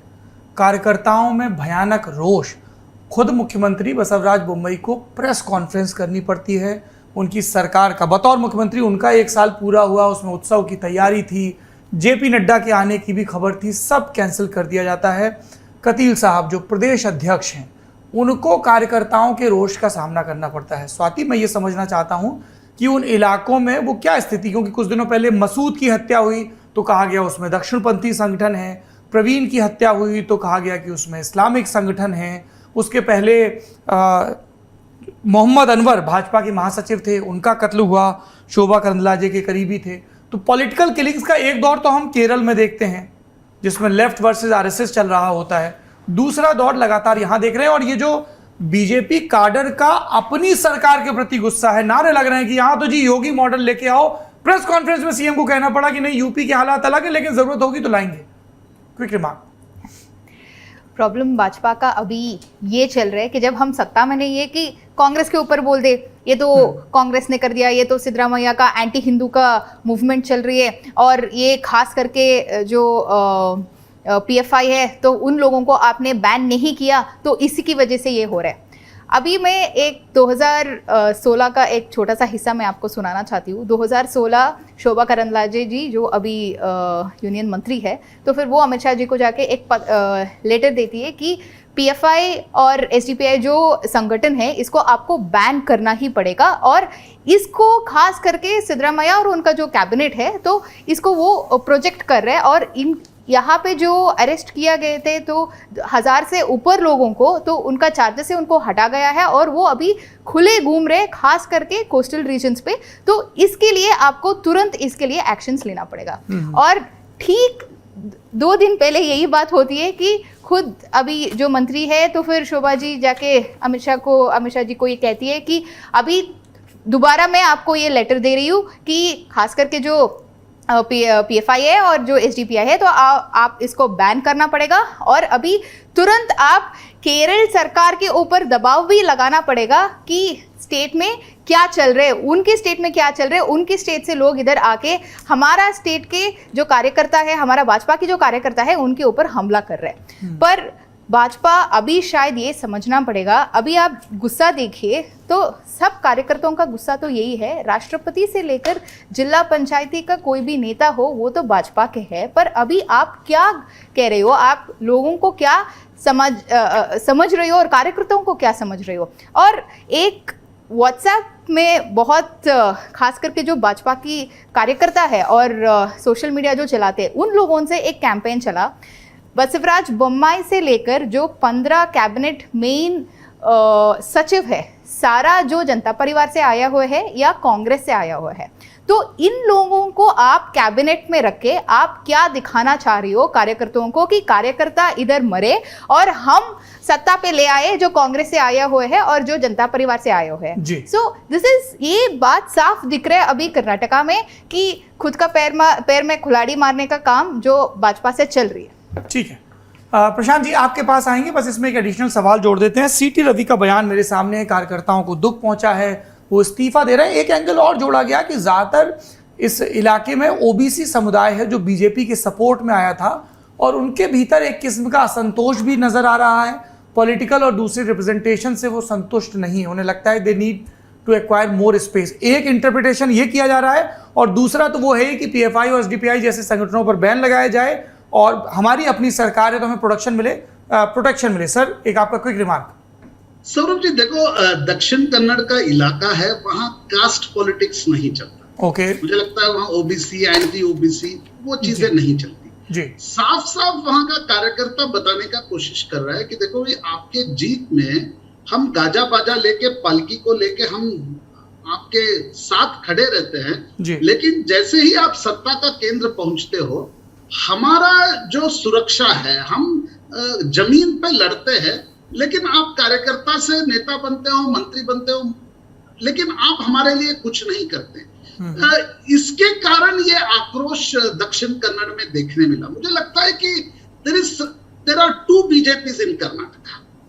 एक जो हिंदुत्व के आधार पर है, कोस्टल मंगलूर, उडुपी, कारवार, हुबली, धारवाड़, शिवमोगा ऐसे इलाकों में देखने मिलता है, लेकिन जो विस्तारित बीजेपी है वो जातिगत पार्टी के रूप में उभरी है जी। तो जब भी हिंदुत्व को लेकर कार्यकर्ता विरोध पक्ष में होता है, कांग्रेस के खिलाफ चौथे पांचवें मंजिले से जाके जोरदार भाषण सीटी रवि जैसे नेता करते हैं कि हम आएंगे तो चमत्कार हो जाएगा, लेकिन ये बीजेपी कर्नाटक में सत्ता में आके 3 साल हो गए, लेकिन ऐसे ऑन ग्राउंड लोग कंपेयर करते हैं सौरभ जी, योगी जी का मॉडल कंपेयर करते हैं, नरेंद्र मोदी जी से कंपेयर करते हैं, तो यहाँ के मुख्यमंत्री को ये भी पता नहीं है कि कौन संघ का है, कौन हिंदुत्व ऑर्गेनाइजेशन में कौन कौन काम किया था, उनके क्या डिमांड्स है, हम उनके साथ बैठना चाहिए।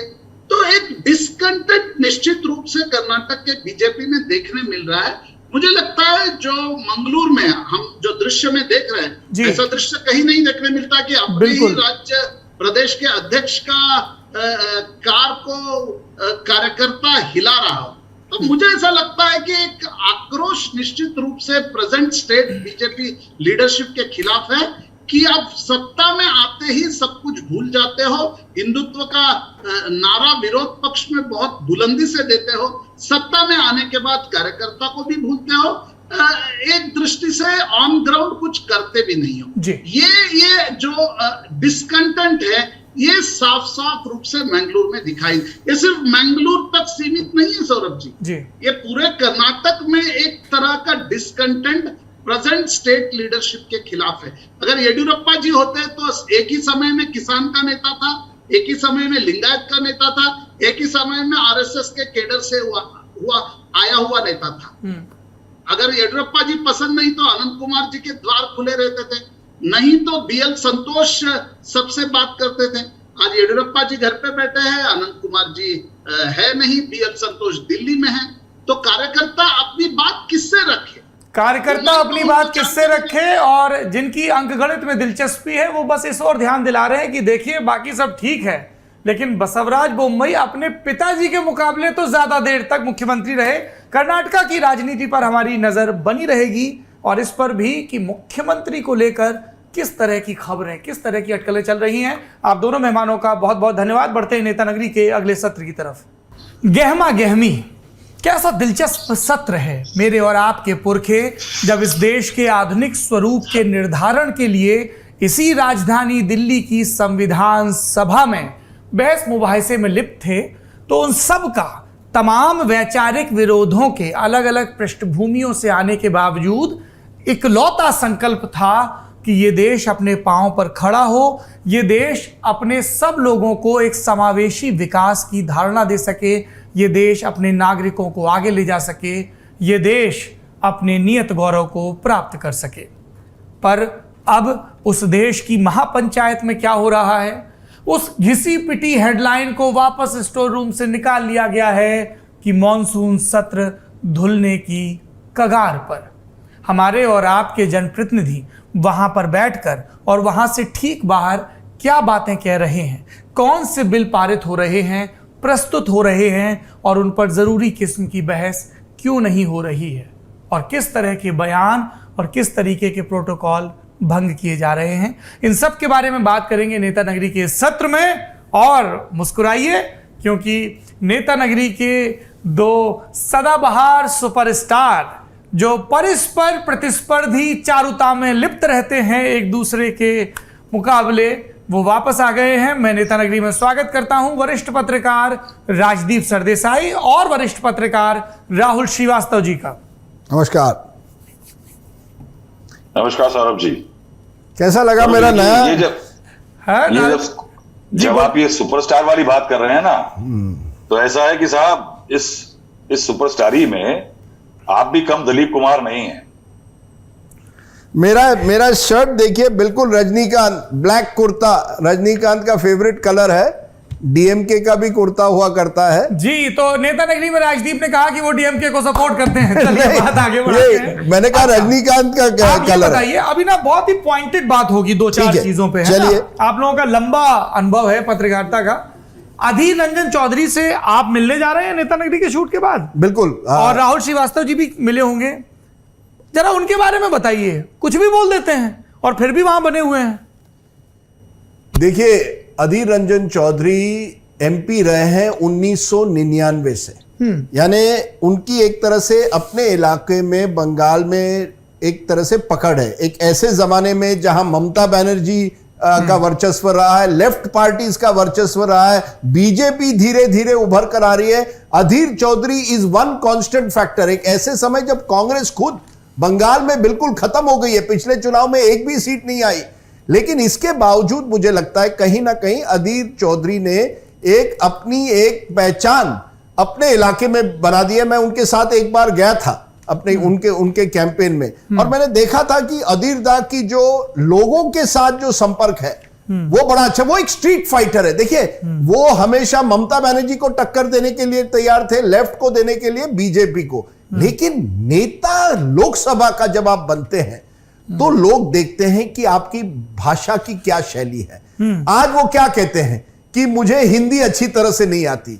अब मैं तो कहूं कि सर, आपकी अंग्रेजी भी अच्छी नहीं और अगर आपकी हिंदी भी अच्छी नहीं है, तो क्या आप लीडर लोकसभा में बनकर बंगाली में बात करोगे? ये सवाल उठता है ना। अधीर चौधरी भाषण करते हैं हिंदी में और कहते हैं कि हाँ, मेरी हिंदी ठीक ठाक नहीं है। और मैंने वो सुना भी, उनका जो वक्तव्य है जहां उन्होंने राष्ट्रपत्नी शब्द यूज किया। ये क्लियर है कि अधीर चौधरी जो है वो ये बात जानते भी नहीं थे कि क्या कहना, कब क्या कहना। पहले भी 2-3 साल पहले उन्होंने यूनाइटेड नेशंस का जिक्र किया था कश्मीर के मामले को लेकर कि Kashmir is not an internal issue, United Nations is involve. पर अधीर चौधरी को जब आप मिलते हैं ना, तो ऐसा लगता है कि एक स्ट्रीट फाइटर मिल रहे हैं। बहुत कम है कांग्रेस में, इनफैक्ट बड़ी इंटरेस्टिंग है। संसद स्ट्रीट नहीं है बिल्कुल नहीं है। और नरेंद्र मोदी जी जब अधीर बने, उन्होंने कुछ नेताओं से कहा ये जो अधीर चौधरी है ये बड़ा दमदार एमपी है। तो एक तरह से मोदी ने कहा, मोदी जी ने उनकी तारीफ की थी as an MP. But it is one thing being an effective MP. एक सांसद आप बन सकते हैं, लोग आपको चुनकर ला सकते हैं, लेकिन जब आप उस लोकसभा में बैठते हैं तो आपकी भाषा की शैली, आपके डिबेटिंग स्किल्स, ये लोगों के सामने आते हैं। और इसीलिए कई लोगों को लगता है कि कांग्रेस ने उनको क्यों वहां रखा। पहले तो मल्लिकार्जुन खड़गे थे, अब वो है क्योंकि वो एक ऐसे व्यक्ति हैं जो राहुल गांधी को चैलेंज नहीं कर सकते। इसी अगर आप शशि थरूर को रखते हैं या मनीष तिवारी को रखते तो शायद उनके जो भाषण है वो हेडलाइन बनते, लोग उनको उनकी सराहना करते, क्योंकि उनके भाषण की शैली, Manish can speak English and Hindi, Shashi Tharoor is excellent in English. Adhir Ranjan Chowdhury जिनकी अंग्रेजी भी अच्छी नहीं है, हिंदी भी अच्छी नहीं है, आपने उनको वहां रख दिया एज ए स्ट्रीट फाइटर। और आपने सही कहा, इट इज अ संसद नॉट अ सड़क। जी राहुल श्रीवास्तव जी, मैं इसी सवाल का थोड़ा और विस्तार कर देता हूं और इससे पहले कि हम और मामलों पर रुख करें, कांग्रेस की सदन में रणनीति क्या दिख रही है? कहते हैं कि ईडी ने हमारी नेता को प्रताड़ित किया है, इसका विरोध प्रदर्शन कर रहे हैं, फिर स्टांस बदल के कहते हैं नहीं नहीं महंगाई, जीएसटी आदि इत्यादि पर प्रतिरोध कर रहे हैं। वेल में आते हैं, कभी कभी नहीं आते हैं उनके सहयोगी दल, और उन सब के बीच अधीर रंजन चौधरी ये करते हैं। और अब सोनिया गांधी और स्मृति ईरानी के बीच जो झड़प हुई उसको लेकर नए सिरे से लामबंद है। राहुल जी। सौरभ, देखिए कांग्रेस जो है उसकी परेशानी मैं ये 2014 से देख रहा हूं, जब नरेंद्र मोदी जी की सरकार आई, उसके बाद से एक बड़ी चीज क्लियर होती है कि कांग्रेस का दबदबा जो था संसद में जिस तरह से कम हुआ था, उसके बाद एक पीरियड आया लल का, और उसमें कांग्रेस बहुत निष्क्रिय दिखी। और 2015 का अंत और 16 आते आते कहीं ये लगने लगा कि कांग्रेस जो है वो अपनी पार्लियामेंट के अंदर, बाहर उसका संख्या कम हुई है सांसदों की, लेकिन कहीं हाउस के अंदर जो एक प्रिंसिपल ऑपोजिशन पार्टी का एक पुट होता है। देखिए पार्लियामेंट के दो काम हैं, एक है कि बिल लेजिस्लेशन बनाना, और दूसरा है सरकार को अकाउंटेबल करना, जवाबदेही तय करना सरकार के लिए पार्लियामेंट का काम है, और उसमें यह काम विपक्ष करता है। तो उसके अंदर एक प्रिंसिपल ऑपोजिशन पार्टी जो होती है, उनको पहले झगड़ा हुआ कि उनको लीडर ऑफ ऑपोजिशन जगह मिलेगी कि नहीं, और बीजेपी ने काफी तरफ आया उसमें। और उसके बाद यह हुआ कि हमने देखा कि छोटी छोटी चीजों से बढ़ते बढ़ते जो विरोध के असली स्वर मैंने देखे पार्लियामेंट में कांग्रेस के खिलाफ, वो दिखे मुझे तृणमूल कांग्रेस की तरफ से। तृणमूल कांग्रेस ने धीरे धीरे एक इंस्टीट्यूशनलाइज्ड फॉर्म ऑफ प्रोटेस्ट लाना शुरू किया। यानी अगर वो बंगाल में जूट फैक्ट्री सफर कर रही हैं किसी कारण से, तो इतने ऑर्गेनाइज थे कि वो जूट के बैग सवेरे गाड़ियों में भर के लाते थे और जूट के बैग कंधे पे टांग करके फिर वो गांधी स्टैच्यू प्रतिमा के सामने प्रोटेस्ट किया करते थे। अगर उनको किसी एक चीज की कीमत बढ़ी है, उसको लेकर के परेशानी है, तो उस चीज को वो लेकर के हाउस के आते थे और गांधी प्रतिमा पे वो प्रोटेस्ट करते थे। हाउस के अंदर उनका प्रखर विरोध होता था कांग्रेस से। वो एक स्ट्रेटेजाइजेशन का जो तरीका था, जो कांग्रेस की एक स्ट्रेटेजी हुआ करती थी, वो धीरे धीरे वो तृणमूल लेने लगी। और उसके बाद से लेकर के मैं अभी तक देख रहा हूं कि कांग्रेस एक कैचअप गेम खेल रही है दो लेवल पे। एक नरेंद्र मोदी की बीजेपी के साथ में कि हम हैं, हम लड़ रहे हैं आपसे, और उस लड़ाई में एक कंफ्यूजन है, यानी मल्टी लेयर्ड, एक प्याज के छिलके की तरह से, प्याज की तरह से कंफ्यूजन है कांग्रेस का कि पहला कांग्रेस बीजेपी से किस चीज पे लड़ रही है। क्या सोनिया गांधी राहुल गांधी के ईडी के समन्स के लिए लड़ रही है, या देश की जनता को जो परेशानियां हैं उनको लेकर के लड़ रही है। दूसरी एक लेयर लड़ाई की यह है कि वो विपक्ष को इकट्ठा कर रही है, या विपक्ष के अंदर इकट्ठा करने की होड़ में वो अपने आप को प्रिंसिपल ऑपोजिशन पार्टी बना के प्रेजेंट कर रही है, या it's playing a game of catch up कि मैं कैसे, तृणमूल कांग्रेस ने अगर बढ़त ले ली इस मामले पे, टीआरएस ने अगर इस पे ले ली, तो मैं कैसे आगे बढ़ जाऊं। ये जो कांग्रेस की का डिलेमा है, वो कांग्रेस के लिए एक परेशानी बन गया है, और इसके कई कारण है। देखिए उसकी इसके कारण स्ट्रैटेजी नहीं बन पाती कोई कांग्रेस की फिक्स, कोई एक नैरेटिव कांग्रेस का पार्लियामेंट के अंदर से बाहर नहीं आ पाता। आप अगर देखें 2010 में विंटर सेशन पूरा खारिज हुआ स्पेक्ट्रम एलोकेशन पे, जेपीसी की मांग पे, तो एक नैरेटिव बड़ा क्लियर था बीजेपी का कि साहब हमने इस पे दबाव डाला और हम जेपीसी उसके थोड़े दिनों बाद लेकर के बाहर निकले। कॉमनवेल्थ गेम्स पे हमने प्रेशर डाला, हमने इंक्वायरी करवाई, हमने कलमाडी साहब के इस्तीफे करवाए। तो ये एक स्ट्रेटेजिक प्रेशर डाल करके फोकस तरीके से चलते हैं, वो कांग्रेस की स्ट्रेटेजी में फोकस नहीं है अभी। और खासकर ये भी कारण है कि पब्लिक के अंदर जो कांग्रेस के अंदर क्लैरिटी नहीं दिख पा रही कि वो किस चीज की प्रोटेस्ट कर रही है। अगर आप ईडी और सीबीआई के मिसयूज की बात करते हैं, तो क्या जिस तरह से सोनिया गांधी के लिए और राहुल गांधी के लिए प्रोटेस्ट सड़क पे दिखी, क्या चिदम्बरम साहब जब इतने दिन जेल पे रहे तो क्या उनकी जेल के बाहर अनशन हुआ था कांग्रेस का? तो ये ईडी वाला इशू भी अगर आप देखें तो कहीं उसमें क्लैरिटी नहीं है। तो इस Congress fighting for a family और इस Congress fighting for a larger national interest, ये क्लैरिटी नहीं आ रही है। और उस कारण से मैं देखता हूं कि कई जगह पे कांग्रेस जो है वो स्ट्रेटेजाइज करते करते या तो पीछे हो जाती है या स्ट्रेटेजी बन नहीं पाती। आप देखिए कि तमाम ऐसी मीटिंग्स हुई जो कि कांग्रेस में एक कांग्रेस को आगे करने के लिए सोनिया गांधी ने ऑल पार्टी जो अपोजिशन की थी उनकी मीटिंग बुलाई। अब उसके अंदर एक विरोधाभास देखिए कि अधीर रंजन चौधरी जो लीडर ऑपोजिशन है, उनका 36 का आंकड़ा है ममता बनर्जी से। ममता बनर्जी का अगर इतिहास देखें तो एक प्रोटेस्ट जब नंदीग्राम वगैरह की हो रही थी, उस टाइम पे एक ऐतिहासिक है कि उनको सड़कों पर दौड़ाया जा रहा था कांग्रेस के कार्यकर्ताओं द्वारा, और ममता बनर्जी का एक राइज था उस प्रोटेस्ट के दौरान। तो मैं ये कहूंगा कि कहीं अधीर रंजन चौधरी के कारण और ममता बनर्जी जो उनकी खटपट है उस कारण कांग्रेस सम्मिलित नहीं, तृणमूल कांग्रेस सम्मिलित नहीं होती है ऑपोजिशन की बैठकों में सोनिया गांधी की लीडरशिप में। अब इसको देखते देखते आइए देखिए कि प्रेसिडेंट के चुनाव में तृणमूल कांग्रेस तय करती है, कांग्रेस को ऑपोजिशन यूनिटी को मानने के लिए पीछे आना पड़ता है। और इसी तरह से इधर क्या होता है कि तृणमूल कांग्रेस जो है वो कांग्रेस का हाथ छोड़ देती है, जो मार्गारेट एल्वा का सवाल आता है। तो आप ये देखिए कि कांग्रेस को के पास वो एक ऑपोजिशन का डोमिनेंस नहीं बचा है ऑपोजिशन में भी कि वो डिक्टेट कर सके ऑपोजिशन को टर्म्स।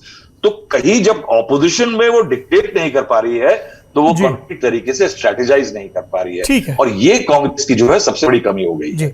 मैं दूसरे मुद्दे की तरफ चलता हूं जो इस मॉनसून सत्र में सामने आया। राजदीप जी, आपकी राय जानना चाहूंगा। सांसदों का निलंबन, विपक्ष के सांसदों का तख्तियां लेकर या नारेबाजी करते हुए वेल में आना, और जो मुद्दे थे जिन पर बहस को लेकर रस्साकशी चल रही थी। जीएसटी पर कह दिया गया कि निर्मला सीतारामन जब स्वस्थ होकर आ जाएंगी तो बात होगी। महंगाई का मुद्दा है, तो कई मुद्दे हैं। सरकार का पक्ष है कि हम सब बहस को राजी हैं, विपक्ष कह रहा है कि नहीं हमारे हिसाब से बहस करो। सही कौन है, गलत कौन है, ये जनता को समझ में नहीं आ रहा। सिर्फ शोर दिखता है, शोर के बीच कुछ बिल प्रस्तुत किए जाते हैं लोकसभा में और पास हो जाते हैं।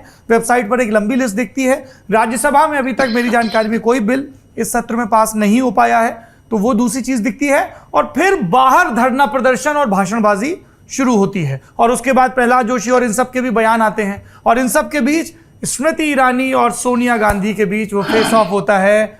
Madam, may I help you, I am not talking to you और डोंट टॉक टू मी, इस तरीके की बातचीत होती है। राजदीप जी, आपने तो कई ऐसे सांसदों से बात भी की जो निलंबित किए गए हैं। जी बिल्कुल की है, और सही बात 2 हफ्ते पहले इसी लल्लन टॉप में आपको याद होगा मैंने कहा था ये सत्र है वो चलेगा नहीं ज्यादा दिन, इसी तरह से रहेगा, क्योंकि अविश्वास का माहौल है।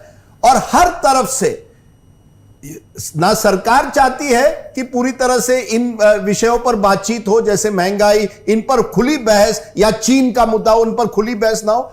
और विपक्ष भी जानता है कि सरकार नहीं चाहती है, लेकिन हमारी जो एक तरह से मीडिया माइलेज है, हमें भी थोड़ी प्राइम टाइम की जरूरत है। अगर सरकार नहीं देगी तो हम डिसरप्ट करके, सस्पेंड होके, रिले स्ट्राइक करके कहीं ना कहीं। Is it a good strategy? अगर वो वहां भाषण देते, उन भाषणों पर देश भर में चर्चा होती, वो ज्यादा रिपोर्ट होते, आप शोर के बीच कितनी बात कह पाएंगे? विपक्ष का कहना है कि सरकार हमें वो भाषण करने दे ही नहीं रही है। हमने पहले दिन सरकार से मांग की थी कि प्राइस राइज पर, महंगाई पर डिबेट हो। सरकार ने कहा देखिए वित्त मंत्री यहां नहीं है, जब वो आएंगी तब करेंगे। अब विपक्ष को लगता है कि सरकार ये एक्सक्यूज है इस मामले को टालने के लिए, पहले अपनी जो लेजिस्लेशन है उसको आगे करना चाहती है, उसके बाद में हमारे मुद्दों पर बात करेगी। क्योंकि देखिए बजट सेशन में ये डेरिक ओब्रायन का कहना है 27 बार 27 टाइम्स उन्होंने अजर्नमेंट मोशन मांगा प्राइस राइज पर, लेकिन बहस नहीं हुई।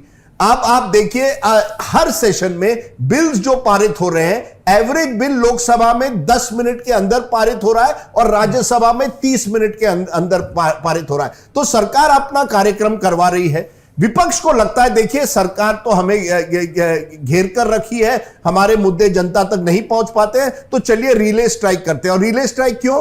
क्योंकि एक सांसद ने मुझे कहा ताकि हम उसके वीडियो निकाले और कम से कम वो व्हाट्सएप यूट्यूब पर डाले ताकि जनता उसको सुन पाए। अब संजय सिंह का एक गाना वायरल हो रहा है जो वो बाहर जब सस्पेंड हुए, वहां ये भी वायरल हो रहा है, कौन गोलगप्पे खा रहा है, कौन चिकन टिक्का खा रहा है, ये रिले स्ट्राइक में है। महात्मा गांधी के तस्वीर के नीचे आप बैठकर रिले स्ट्राइक कर रहे हैं, जो एक तरह से एक ड्रामा है। देखिए parliament has become about competitive drama. आप किस तरह, ये स्मृति वर्सेस सोनिया गांधी क्या था? इट वॉज इन अ वे कि कौन माइलेज ज्यादा ले पाएगा, कौन किसको कटघरे में रख पाएगा। क्या खबर मिली आपको, हुआ क्या अंदर खाने? देखिए हुआ ये कि आप देखेंगे पिछले पहले 3-4 दिन जो इस मंडे से सोमवार से बुधवार तक को लेकर विपक्ष बिल्कुल आक्रामक था। स्मृति ईरानी पर संडे पे आक्रामक था, लेकिन संसद में कह रहा था महंगाई पर बात नहीं हो रही है, क्यों नहीं हो रही है, बाहर अंदर पूरी तरह से उन्होंने एक माहौल बना दिया था। सरकार तैयार नहीं है। आते आते गुरुवार को मिस्टर अधीर रंजन चौधरी एक इंटरव्यू में बाहर कह देते हैं राष्ट्रपत्नी। उस इशू को बीजेपी तुरंत पिकअप कर लेती है और जैसे ही संसद शुरू होता है स्मृति ईरानी अग्रेसिव, और एक ऐसी स्मृति ईरानी जो सैटरडे संडे उन पर दबाव था कि आपकी गोवा की आपकी वो रेस्टोरेंट है, आपका वो बार है, आपकी बेटी उसमें इन्वॉल्व है, उन्होंने मानहानि का मुकदमा कर दिया है। तो स्मृति ईरानी भी दिखाना चाहती है कि मैं आपसे डरती नहीं हूं। वो तुरंत कहती है सोनिया गांधी मस्ट अपोलोजाइज। अब सोनिया जी, मुझे लगता है कहीं ना कहीं उनको लगा मुझ पर क्यों आरोप है, अधीर चौधरी पर की बात हो रही है, उन्होंने ये कहा मुझ पर क्यों। वो रमा देवी के पास जाती है। अब Smriti Irani goes there and says madam may I help you? I am the one who took your name. मैंने आपका नाम लेके इल्जाम लगाया। और Sonia Gandhi says I don't wish to talk to you. देखिए पर्सनल हो गया है, बहुत ज्यादा पार्लियामेंट में हर चीज को पर्सनल हो गया है। और अरुण जेटली जैसे व्यक्ति एक जमाने में हुआ करते थे एज ब्रिज बिल्डर्स, जो एक तरफ से दोनों तरफ से बात करके मामले को आगे बढ़ा सकते थे, ऐसे भी व्यक्ति नहीं है। एक जमाने में अरुण जेटली अपने कमरे में सीताराम येचुरी हो, कपिल सिब्बल हो, उनको सब बड़ा कबाब भी खिला लेते थे या दही वड़ा जो भी मिलता था। अब कौन करेगा? इसी दी एनमिटी विपक्ष जो है वो क्या राजीव आप ये कह रहे हैं कि अभी सत्ता पक्ष में कोई ऐसा फ्लोर मैनेजर नहीं है who can reach out to various opponents? नहीं है, बिल्कुल नहीं है। देखिए एक तरफ यह है कि विपक्ष मानने के लिए तैयार नहीं है कि एक मेजॉरिटी सरकार है जो अपनी रणनीति पर चल रही है, वो पूरी तरह से इस बात को मानने के लिए नहीं है कि नरेंद्र मोदी जी की सरकार इतने सालों से चल रही है। दूसरी तरफ सरकार का अहंकार है कि हमारे पास 300 से ज्यादा हमारे सांसद हैं, हम तो चुनाव जीतते आते हैं। ये कौन होते हैं विपक्ष वाले? इनके तो 50 भी सांसद नहीं है। तो एक तरफ से मुझे लगता है ये जो टकराव है, इट इज अ गवर्नमेंट जिसे अपना एरोगेंस, एक अहंकार है, और एक ऑपोजिशन जो फ्रस्ट्रेटेड है, जिनकी हर रणनीति को कहीं ना कहीं वो रुक जाती है। They are not able to get what they want. ये मुझे लगता है परेशानी है। और स्मृति वर्सेस सोनिया गांधी जो हुआ, मैं समझता हूं it is evidence of this personalisation. और एक लास्ट बात, बीजेपी में आज अगर आपको आगे बढ़ना है ना, आप गांधी परिवार को अगर इस तरह से डायरेक्टली कन्फ्रंट करते हैं, और स्मृति ईरानी को हमेशा एक तरह से एक पोजीशन किया गया है कि जब भी किसी बात राहुल गांधी की आती है, स्मृति ईरानी प्रेस कॉन्फ्रेंस कर लेती है। तो ये जो हो गया है कि स्मृति ईरानी, और यही कांग्रेस पर भी लागू है कि जो नरेंद्र मोदी पर हमलावर मुझे लगता है कांग्रेस में भी है कुछ हद तक कि जो नरेंद्र मोदी पर हमला करे वो आगे बढ़ते हैं। लेकिन in this instance I think Sonia Gandhi और राहुल गांधी को जो खास करके टारगेट करते हैं, क्योंकि उन्होंने अमेठी में हराया है राहुल गांधी। देखिए दैट इज यूएसपी। आज स्मृति ईरानी की सबसे बड़ी यूएसपी क्या है कि राहुल गांधी को अमेठी में। चलिए राहुल जी की तरफ रुख करते हैं। भारतीय जनता पार्टी की रणनीति पर मैं आपकी टिप्पणी चाहता हूं दो चीजों पर। एक, मैं यह बात पूरी जिम्मेदारी से कह रहा हूं, जो शक्ति में होता है, जो सत्ता में होता है, उसकी जिम्मेदारी ज्यादा होती है। यदि भारतीय जनता पार्टी, नरेंद्र मोदी सरकार को यह लगता है कि संसद बहस का सर्वोच्च केंद्र है, तो उन्हें खूब प्रयास करने चाहिए। और यदि विपक्ष उन प्रयासों को बुलडोज कर रहा है तो भी देश को बताना चाहिए कि हमने ये प्रयास किए, ताकि सदन में बातचीत हो, जरूरी मुद्दों पर बातचीत हो, जिन चीजों को लेकर रोष है उन पर बातचीत हो। ऐसे में राजदीप जी कह रहे हैं कि एक ऐसे फ्लोर मैनेजर की कमी महसूस हो रही है जो एक कंसेंसस बिल्ड कर सके। वो रस्मी तौर पर मीटिंग्स होती हैं जिसमें वेंकैया नायडू कह देते हैं कि जन्मदिन की बधाई तो दे रहे हो, अभी अभी पैदा हुए हैं, कोई डिस्टर्ब नहीं करेगा, ये मेरा आखिरी सत्र है बतौर सभापति, कोई डिस्ट्रप्शन नहीं होना चाहिए, यही विदाई में चाहता हूं मैं। लोकसभा में बहुत सारी इस तरह की बातें कही जाती हैं, लेकिन अंततः देश की जनता छला हुआ महसूस करती है। मैं इस फ्लोर मैनेजमेंट पर राहुल जी आपकी टिप्पणी चाहता हूं। और दूसरी बात, ये जो स्मृति ईरानी वर्सेस गांधी फैमिली, हमने देखा जब भी अरविंद केजरीवाल और उनकी सरकार को घेरना होता है तब स्मृति ईरानी प्रखर वक्ता के तौर पर अपनी पहचान लंबे समय से उन्होंने बना रखी है, उनको आगे किया जाता है।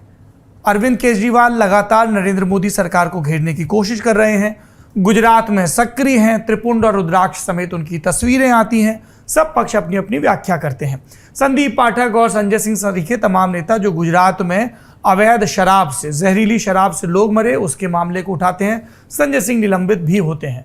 तो जब सब हमलावर होते हैं तो स्मृति ईरानी को आगे किया जाता है, और गांधी परिवार के मामले में खास तौर पर क्या रणनीति नजर आ रही है बीजेपी की स्मृति ईरानी को लेकर कि उनको किस तरह से प्रोजेक्ट किया जाए, किस तरह की उनकी इमेज बिल्डिंग हो रही? क्योंकि सुषमा स्वराज जी के जाने के बाद लगातार ये बात हो रही थी कि एक हिंदी भाषी, हिंदी में प्रखर महिला और वो पार्टी का एक बड़ा फेस हो। तो एक तरफ निर्मला सीतारामन है जो दक्षिण भारत का प्रतिनिधित्व करती हैं, और दूसरी तरफ स्मृति ईरानी, और इसको लेकर भी बड़ी अलग अलग थ्योरीज फ्लोट की गई। किसी ने कहा कि she will be the face of BJP in Bengal to counter Mamata Banerjee.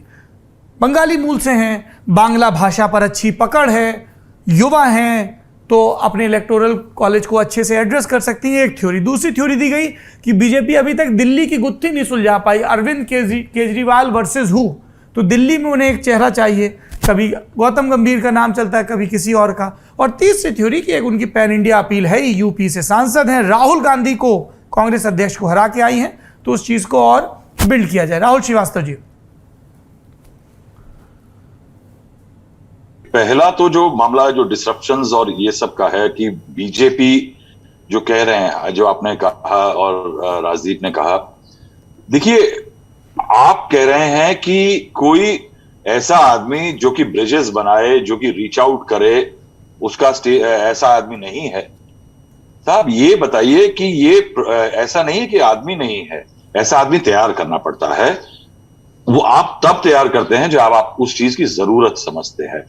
जब आपको याद होगा कि जब आपने बात करी थी राष्ट्रपति चुनाव की, तो ये बात हुई थी, तो मैंने कहा था कि एक कॉन्टेस्ट चाहती थी BJP wanted a contest to show the disarray in the opposition. The government, ये सरकार इस चीज में विश्वास नहीं करती कि रीच आउट हो।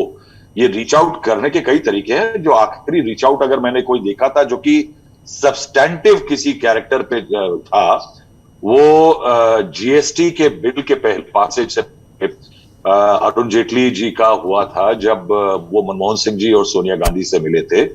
उसके अलावा कोई मुझे एक विजिबल सॉलिड रीच आउट की विपक्ष को मनाने की वो चीज दिखी नहीं। इस सरकार के डीएनए में रीच आउट नहीं है। आप अगर देखिए कि जो हो रहा है सदन में, एक ऑपोजिशन का एक मैंने राजदीप के अभी एक प्रोग्राम में 2-3 दिन पहले ये बात कही थी कि एक तरफ बहुसंख्या की तानाशाही है, there is a tyranny of majority numbers and versus the tyranny of frustration of the opposition and anarchy to show that they are there. वो अपने आप को एक प्रूव करना चाहते हैं। यानी आप सरकार जितनी तानाशाह हो, ये बात है, लेकिन पार्लियामेंट के कानून अगर कहते हैं कि आपको प्लेकार्ड नहीं दिखाने हैं, रूल बुक नहीं फाड़नी है, तो कोई चारा नहीं है साहब। उसके विरोध के तरीके बदल सकते हैं, मगर कानूनों को आप मौका नहीं दे सकते। आप कहते हैं कि बिल पास कर, हमारी बात नहीं सुनी जाती। साहब बात सब सुनी जाएगी। मैं जैसे बताता हूं कि किसी भी बिल पे एक कानूनी बात जो है, वो ये कानून ये कहता है कि आप किसी बिल पे अगर आपका विरोध है, ज्यादा सांसद उसके खिलाफ हैं, तो हाउस को कायदे से चलने दीजिए, बहस होती है। बहस के दौरान अगर सरकार नहीं मान रही है वोटिंग पे, तो एक सांसद भी डिवीजन मांग सकता है। हाँ। इसमें 20-50 सांसदों की जरूरत नहीं है। एक सांसद भी अगर डिवीजन मांग सकता है और उसमें डिवीजन होता है तो बिल हार सकता है अगर आपके पास संख्या है। लेकिन उसमें रूल यह भी कहता है कि डिवीजन तब नहीं होता जब आप सीटों पर बैठे हो, क्योंकि सीट पे बैठ के ही आप अपना एलोकेटेड नंबर बटन दबा सकते हैं। तो आप सीट पे बैठे ही नहीं होंगे तो डिवीजन नहीं होगा। तो बेसिकली कायदा यह हो गया है कि हो हल्ला चाहिए। दूसरा सौरभ, हम जो पूरी लड़ाई है ये पार्लियामेंट की, इसको बहुत छोटे चश्मे से देख रहे हैं। इसके लिए कायदे का चश्मा लगाना होगा। देखिए 1952 से लेकर 77-78 तक 100% से ऊपर प्रोडक्टिविटी रही। एक भी साल ऐसा नहीं था कि पार्लियामेंट में 100% प्रोडक्टिविटी नहीं रही। ये 78 पोस्ट इमरजेंसी जब ये छोटी पार्टियों का उदय होना शुरू हुआ उस समय पे ये शुरू होने लगा कि ये डिसरप्शन जो है ये डिसरप्शन होने लगे। तब से लेकर के आज तक में सिर्फ 2 साल ऐसे हैं, 1998 वाजपेयी जी का टाइम और 2010 यूपीए का, जब 100% काम हुआ है सौरभ। इसके अलावा अगर आप देखें तो यूपीए वाजपेयी जी के 6 सालों में 90% काम हुआ, यूपीए के 10 सालों में 82%, मोदी साहब के जो साल रहे हैं इसमें 74% काम होता है सालाना। अब इसमें अगर हम ये देखें कि ऐसा क्यों हो रहा है सौरभ, इसमें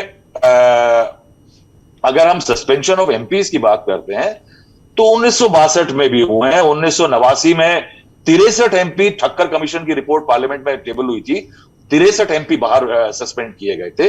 लेकिन सौरभ यहां मैं पार्लियामेंट में जो एक चीज बड़ा मुद्दा जो मैं दिख रहा हूं कि एक तो इंस्टीट्यूशनल इंसेंटिव प्रोटेस्ट करने में ज्यादा है, करने में कम है। दूसरा पार्लियामेंट का एक बहुत बड़ा कारण है कि एमपी का स्टेटस खत्म हो गया है। Parliament is now not about MPs, parliament is now about parties. एक पार्टी बैठ करके कहीं पे बैठ के उसका नेता बटन दबाता है, दिल्ली में डिस्ट्रक्ट बटन हो जाता है, पार्लियामेंट बंद हो जाती है। किसी सांसद के पास आपको लगता है किसी पार्टी में रूम है कि ये बिल अच्छा है, मैं अपनी पार्टी के लाइन के खिलाफ जाके इसको वोट दूंगा क्योंकि ये अच्छा बिल है मेरी जनता के लिए, मेरे इलाके के लिए। ये रूम सरकार में किसी बिल के खिलाफ जाने के लिए एमपी के लिए खत्म है, ये किसी ऑपोजिशन वाले के लिए खत्म है। पार्लियामेंट जब पार्टियों के लिए चलती है तो वो पार्लियामेंट पार्टी की पॉलिटिक्स के लिए भी चलने लगी है। अब पार्टी की पॉलिटिक्स बढ़ाने के लिए अगर पार्लियामेंट का इस्तेमाल होगा तो पार्लियामेंट नहीं चल पाएगी। इसमें कहीं ना कहीं रोल एंटी डिफेक्शन लॉ का भी है सौरभ। एंटी डिफेक्शन लॉ में यह हो गया है कि अगर आप किसी एक बिल पे सरकार के अपनी पार्टी के खिलाफ चले गए तो आप एंटी डिफेक्शन लॉ की जद में आ जाएंगे, आप एक्सपेल हो सकते हैं, आपकी बर्खास्तगी हो जाएगी।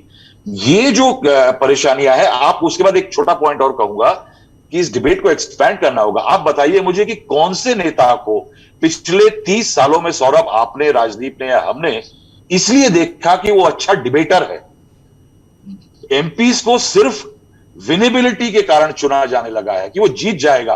राजदीप ने सही कहा, अधीर रंजन चौधरी स्ट्रीट फाइटर है, लेकिन आपने उसको नेता क्यों बनाया? उसकी डिबेटिंग स्किल के कारण नहीं, उसकी स्ट्रीट फाइटिंग स्किल के कारण, कि वो पार्लियामेंट में लोहे के चने चबवाएगा बीजेपी को। ये जो विषमताएं हैं इसके कारण से पार्लियामेंट का लगातार डिक्लाइन हो रहा है। I will say the decline of the MP is the real reason for the decline in parliament, and parliament being dictated by party politics is becoming the bigger crisis. आपने जो स्मृति ईरानी का जो point उठाया, देखिए उसमें एक बात है कि ये अमूमन नहीं होता कि कोई विपक्ष का नेता या कोई नेता ट्रेजरी, ऐसे माहौल में ट्रेजरी बेंचेस की तरफ जाए जी। ये चार्ज एटमॉस्फेयर है सौरभ, जिसमें आप पिछले कुछ दिनों से सरकार को लताड़ रहे हैं, हाउस नहीं चलने दे रहे हैं। ऐसे सरचार्ज एटमॉस्फेयर में सोनिया गांधी जी चल के जाती हैं ट्रेजरी बेंचेस की तरफ, और वो रमा देवी जो स्पीकर की चेयर पे कभी कभी बैठती हैं, ऑफिशिएटिंग चेयर होती हैं, उनके पास जाकर के सवाल पूछती हैं कि आपने मुझे क्यों शामिल किया इस सब में, क्योंकि वो डिमांड हो रही थी कि सोनिया गांधी राष्ट्रपति का जो ह्यूमिलिएशन हुआ है अधीर रंजन चौधरी के बयान से, उसके बारे में क्षमा मांगे, अपोलोजाइज करें। ये एक्ट जो था, अगर आप ये कहते हैं कि स्मृति ईरानी का एक एक्ट ऑफ प्रोवोकेशन था, मैं सोचता हूं कि कहीं ना कहीं ये भी एक एक्ट ऑफ प्रोवोकेशन था। ये सोनिया गांधी का जाने के पीछे की स्ट्रैटेजी जो है वो कांग्रेस वालों को थोड़ी तफसील से बयान करनी पड़ेगी। लेकिन हां, स्मृति ईरानी जो है, उनकी पोजीशनिंग जो है इस समय पे एक आई थिंक अच्छा इंटरेस्टिंग एलिमेंट है। जब भी महिलाओं का इश्यू खासकर आता है, सोनिया गांधी राहुल गांधी का खासकर इश्यू आता है, तो एक पोजीशनिंग की जाती है, स्मृति ईरानी को आगे किया जाता है। BJP needs a voice like this. देखिए सुषमा स्वराज, अरुण जेटली, ये दो जो नेता थे, ये बीजेपी को एक बहुत भयंकर एडवांटेज देते थे कि सुषमा स्वराज तो खड़ी होकर के भाषणों में कन्नड़ा में भी भाषण दे लेती थी, कभी कभी टूटी फूटी बंगाली भी बोल लेती थी।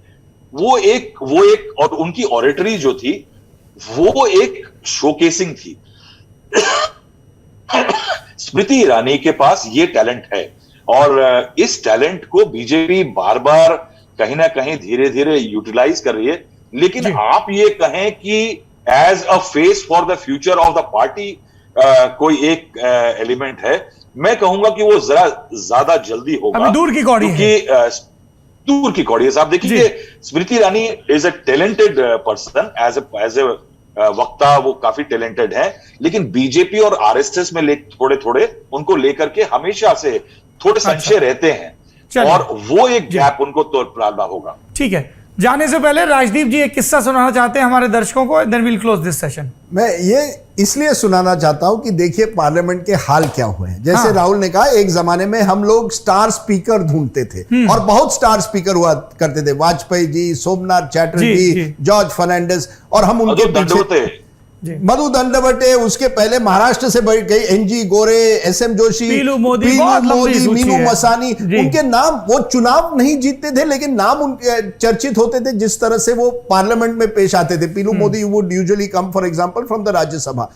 लेकिन आज क्या हुआ है, you are recognised not for your parliamentary speaking skills, but आप डिसरप्शन कैसे कर पाते हैं। तो पिछले कुछ चुनाव सेशन से तृणमूल कांग्रेस बिल्कुल आगे बढ़ गए, डोला सेन बिल्कुल आगे चली जाती है, जैसे पार्लियामेंट की घंटी बज जाती है वो पहले वेल में चली जाती है। अब शरद पवार ने एक बार मुझे कहा कि मैं 50 साल से पार्लियामेंट और असेंबली में हूं, मैं कभी किसी वेल ऑफ द हाउस में नहीं गया हूं। तो एमपीज जा रहे थे वेल ऑफ द हाउस में मंडे को, 19 एमपीज को सस्पेंड किया गया क्योंकि उनको कहा गया आप वेल ऑफ द हाउस में आए हैं, आप प्लेकार्ड लेके आए हैं और आप पेपर फेंक रहे हैं। मुझे लगता है हरिवंश जी वहां बैठे थे, पुराने पत्रकार हैं, वो वहां राज्यसभा में उस समय बैठे थे। 19 एमपीज को सस्पेंड किया गया।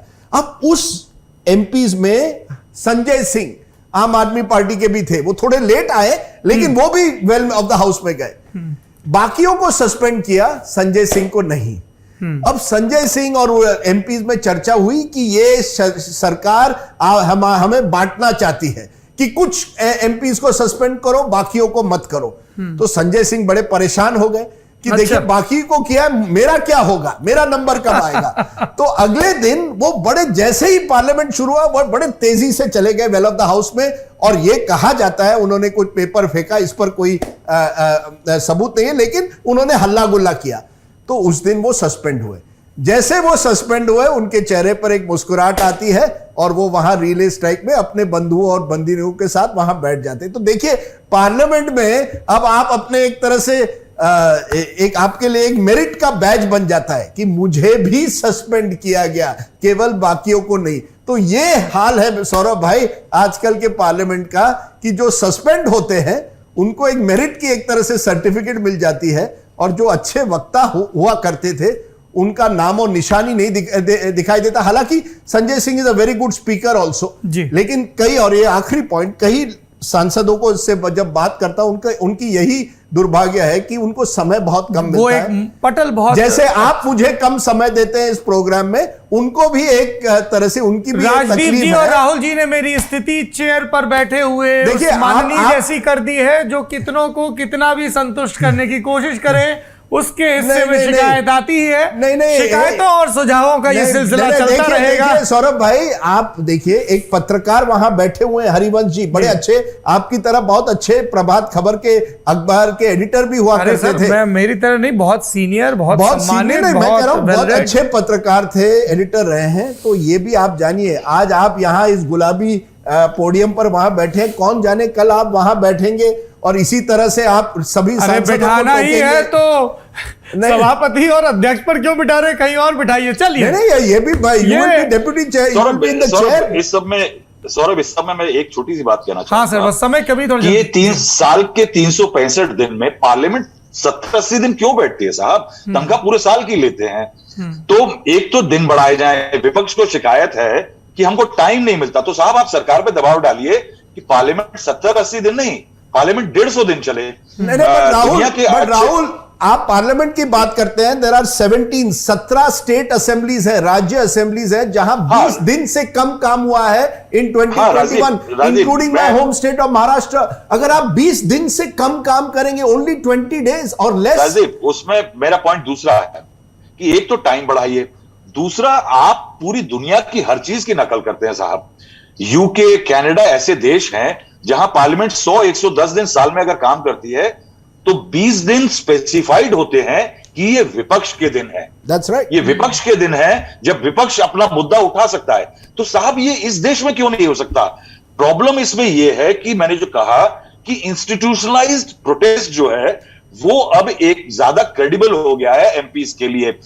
कुल मिलाकर के सौरभ देखिए कि ये हालात जो हैं ये अच्छे नहीं है। 2016 से, राजीव ने एडजर्नमेंट मोशन कहा, 2016 से एक भी एडजर्नमेंट मोशन जो है एडमिट नहीं हुआ है। उधर सवाल यह भी है कि सांसद का जो क्वेश्चन आर है वो हफ्तों महीनों से नहीं हो पा रहा है। क्वेश्चन आर नहीं हो रहा है साहब, जनता के आम गरीब जनता का गुरबा का ये हालात। राहुल 1 मिनट, एक तो हाउस ऑफ कॉमन, आप लोग देख रहे हो ना, चेयर को तवज्जो नहीं दी जा रही है। चेयर की बात नहीं सुन रहे अभी। 150 दिन हाउस ऑफ कॉमन चलता है, 150 एवरेज 7.5 आवर्स पर डे, हमारा 70 दिन। दूसरी बात, राहुल जी ने कहा कि अजर्नमेंट मोशन, अभी इस प्रोग्राम के आने के पहले मैं डेरिक ओब्रायन से बात कर रहा था कि क्योंकि वो इस सस्पेंडेड एमपीज को अपनी जीत मान रहे हैं कि हमने ये एमपी जो सस्पेंड हुए उसके बाद अब अगले हफ्ते प्राइस राइज पर डिबेट होगा। तो डेरिक ओब्रायन ने मुझे कहा, उनका कहना है कि पिछले 6 सालों से प्रधानमंत्री जी ने राज्यसभा में एक भी सवाल का जवाब नहीं दिया है। We have been asking for him to, और यूके में हर हफ्ते प्रधानमंत्री का एक क्वेश्चन आवर होता है नियम के तहत। And I am going to say something controversial which will get me into trouble. The fact is, ये अब मॉडल हर राज्य में हुआ है। गुजरात मॉडल भी इसी तरह से था। जब भी कोई ऐसी बात आती थी जो मुख्यमंत्री के खिलाफ, तो कई लोगों को सस्पेंड किया जाता था, रेगुलरली किया जाता था, और इससे बड़ी गुजरात असेंबली में भी नोकझोंक हुई और अविश्वास का माहौल हुआ। और अब ये हर राज्य में हो रहा है। पिछले साल महाराष्ट्र में 12 बीजेपी सांसदों को साल भर के लिए पहले सस्पेंड किया गया। और अब मुझे पता चला इसके पीछे एक चाल थी कि तब जून के महीने में ये मुझे कुछ देर उद्धव ठाकरे और नरेंद्र मोदी की लगभग तय हो गया था कि बीजेपी और शिवसेना की सरकार बननी है। उद्धव ठाकरे नरेंद्र मोदी जी से मिले थे। ये पता चला एनसीपी को, और एनसीपी ने भास्कर जाधव जो वहां उस समय ऑफिशिएटिंग स्पीकर थे, उनके द्वारा 12 बीजेपी लोगों को उस असेंबली में, विधानसभा में गदरोल करने पर उनको सस्पेंड किया गया ताकि वो डील ना बने। देखिए ये सस्पेंशन ये ब्रेकिंग न्यूज ना एक अच्छे थ्रिलर राइटर की तरह आखिरी के लिए बचा के रखते हैं, लेकिन आप देखिए ये दोनों गणमान्य और वरिष्ठ लोग हैं और ये चेयर का, सदन के सभापति का, एंकर का खूब सम्मान करेंगे। हमने एक समय सीमा तय की है क्योंकि आप में से कई लोगों का फीडबैक आ रहा था। अभी मुझे पता है इस बार फीडबैक आएगा कि ड्यूरेशन के चक्कर मत पड़िए, लेकिन सबको संतुष्ट करना चेयर के लिए मुमकिन नहीं है। दोनों विद्वान मेहमानों ने अपनी बात कही। किसी ने मुझे फोन करके कहा था कि आपने पिछली बार मुगले आजम बना दिया, तो मैं लोगों को यह कहना चाहूंगा कि इस बार देर लंबा प्रोग्राम अगर हुआ तो जिले इलाही के कारण ही हुआ है जी। पर जो बात राहुल जी और राजदीप जी ने कही कि सदन में बहस हो, वो बहस देश की जनता तक पहुंचे, जनमत तैयार हो और उसी जनमत के दबाव में ये तय हो कि हमारे सांसद ज़्यादा दिनों तक बहस मुबाहिसे में लिप्त हों, उसकी ज़्यादा जानकारी हम तक मिले, पारदर्शिता का और आपस में बातचीत का माहौल रहे, एक दूसरे की तरफ तरेर करना देखा जाए, यही हमारी कामना है। आप दोनों मेहमानों का बहुत बहुत शुक्रिया। बढ़ते हैं नेता नगरी के अगले सत्र की तरफ। नेता नगरी के 3 सत्र बीत गए, आपने अलग अलग विषयों पर बहस सुनी। अब अगले सत्र की बारी, जिसका नाम है जवाबदेही। आपके कुछ प्रश्नों के जरिए बातचीत की कोशिश करते हैं। आइए देखते हैं। काफ़ी दूरदर्शन टाइप साउंड कर रहा था। अंकित कुमार यादव, सौरभ जी मैं सीबीएसई में था 2022 वाले बैच में, मैं फेल हो गया हूँ, कुछ सुझाव बताओ।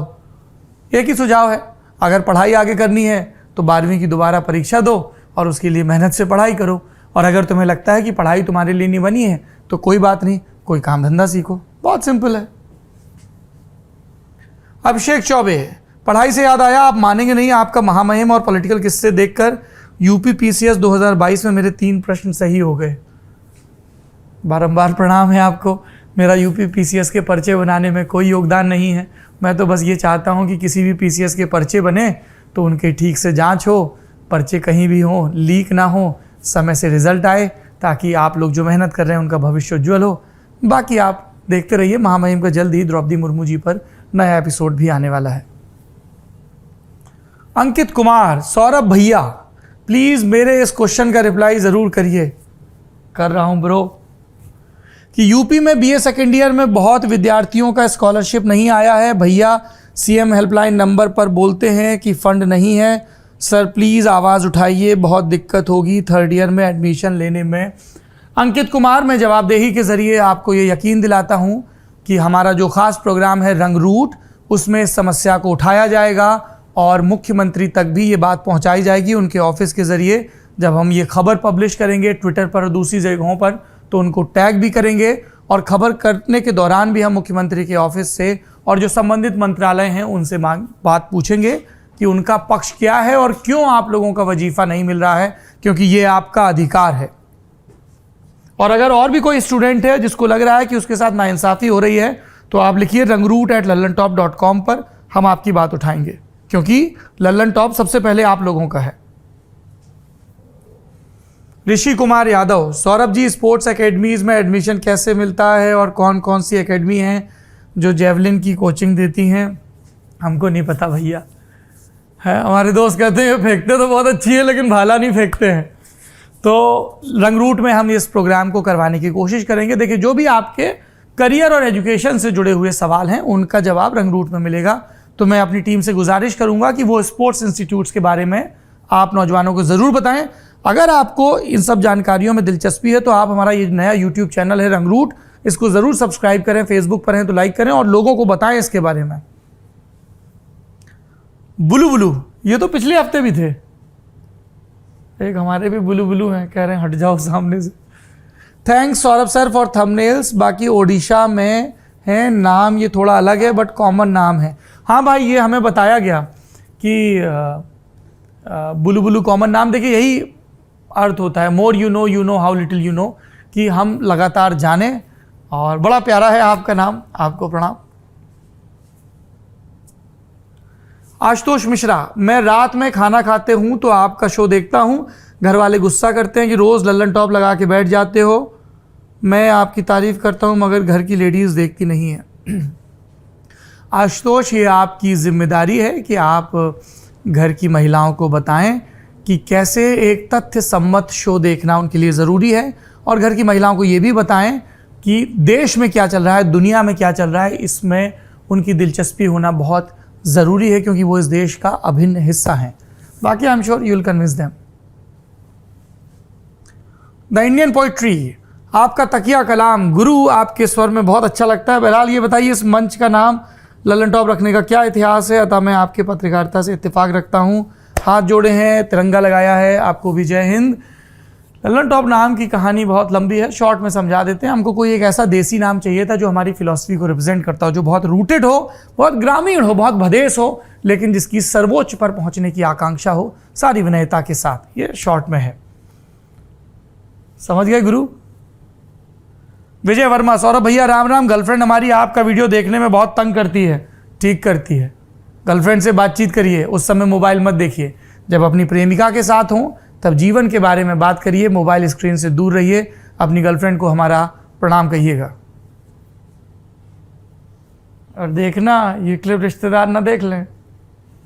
ईशान तिवारी, सौरभ भैया बियर कब से प्रमोट करने लगे? अरे मेरे भोले बलम, बियर नहीं है ये टी है, डिप वाली, जो पीली हो जाती है खूब। ठीक है, मतलब कितने क्यूट हो यार तुम, तुम्हारी तो मूर्ति बननी चाहिए चौराहे पे। तुमको लगता है कि अभी देश उस स्थिति में पहुंच गया है कि एंकर बियर का मग लेके बैठे? Chilled the beer. Exam time easy not, या क्या नाम है भैया, एग्जाम टाइम इजी नॉट।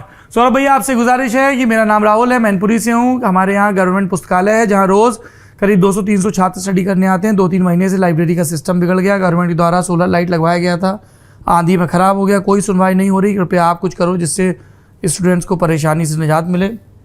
हम करते हैं कुछ प्रबंध, हम आपके ज़िला प्रशासन से बात करेगी हमारी टीम। इस क्लिप को अलग से अपलोड करवाइएगा ट्विटर पर, और जो मैनपुरी के डीएम हो, जो उस मंडल के कमिश्नर और सीएम ऑफिस को टैग करिएगा। लाइब्रेरी देश की सबसे पवित्र और ज़रूरी जगहों में से एक है, जहां पर सैकड़ों विद्यार्थी भविष्य संवारने जाते हैं, दिमाग की खिड़की खुलती है। लाइब्रेरी में सबसे चाक चौबंद प्रबंध होने चाहिए। मेरी मैनपुरी के ज़िला प्रशासन से अपील है कि फ़ौरन वहाँ पर सोलर लाइट लगवाएं।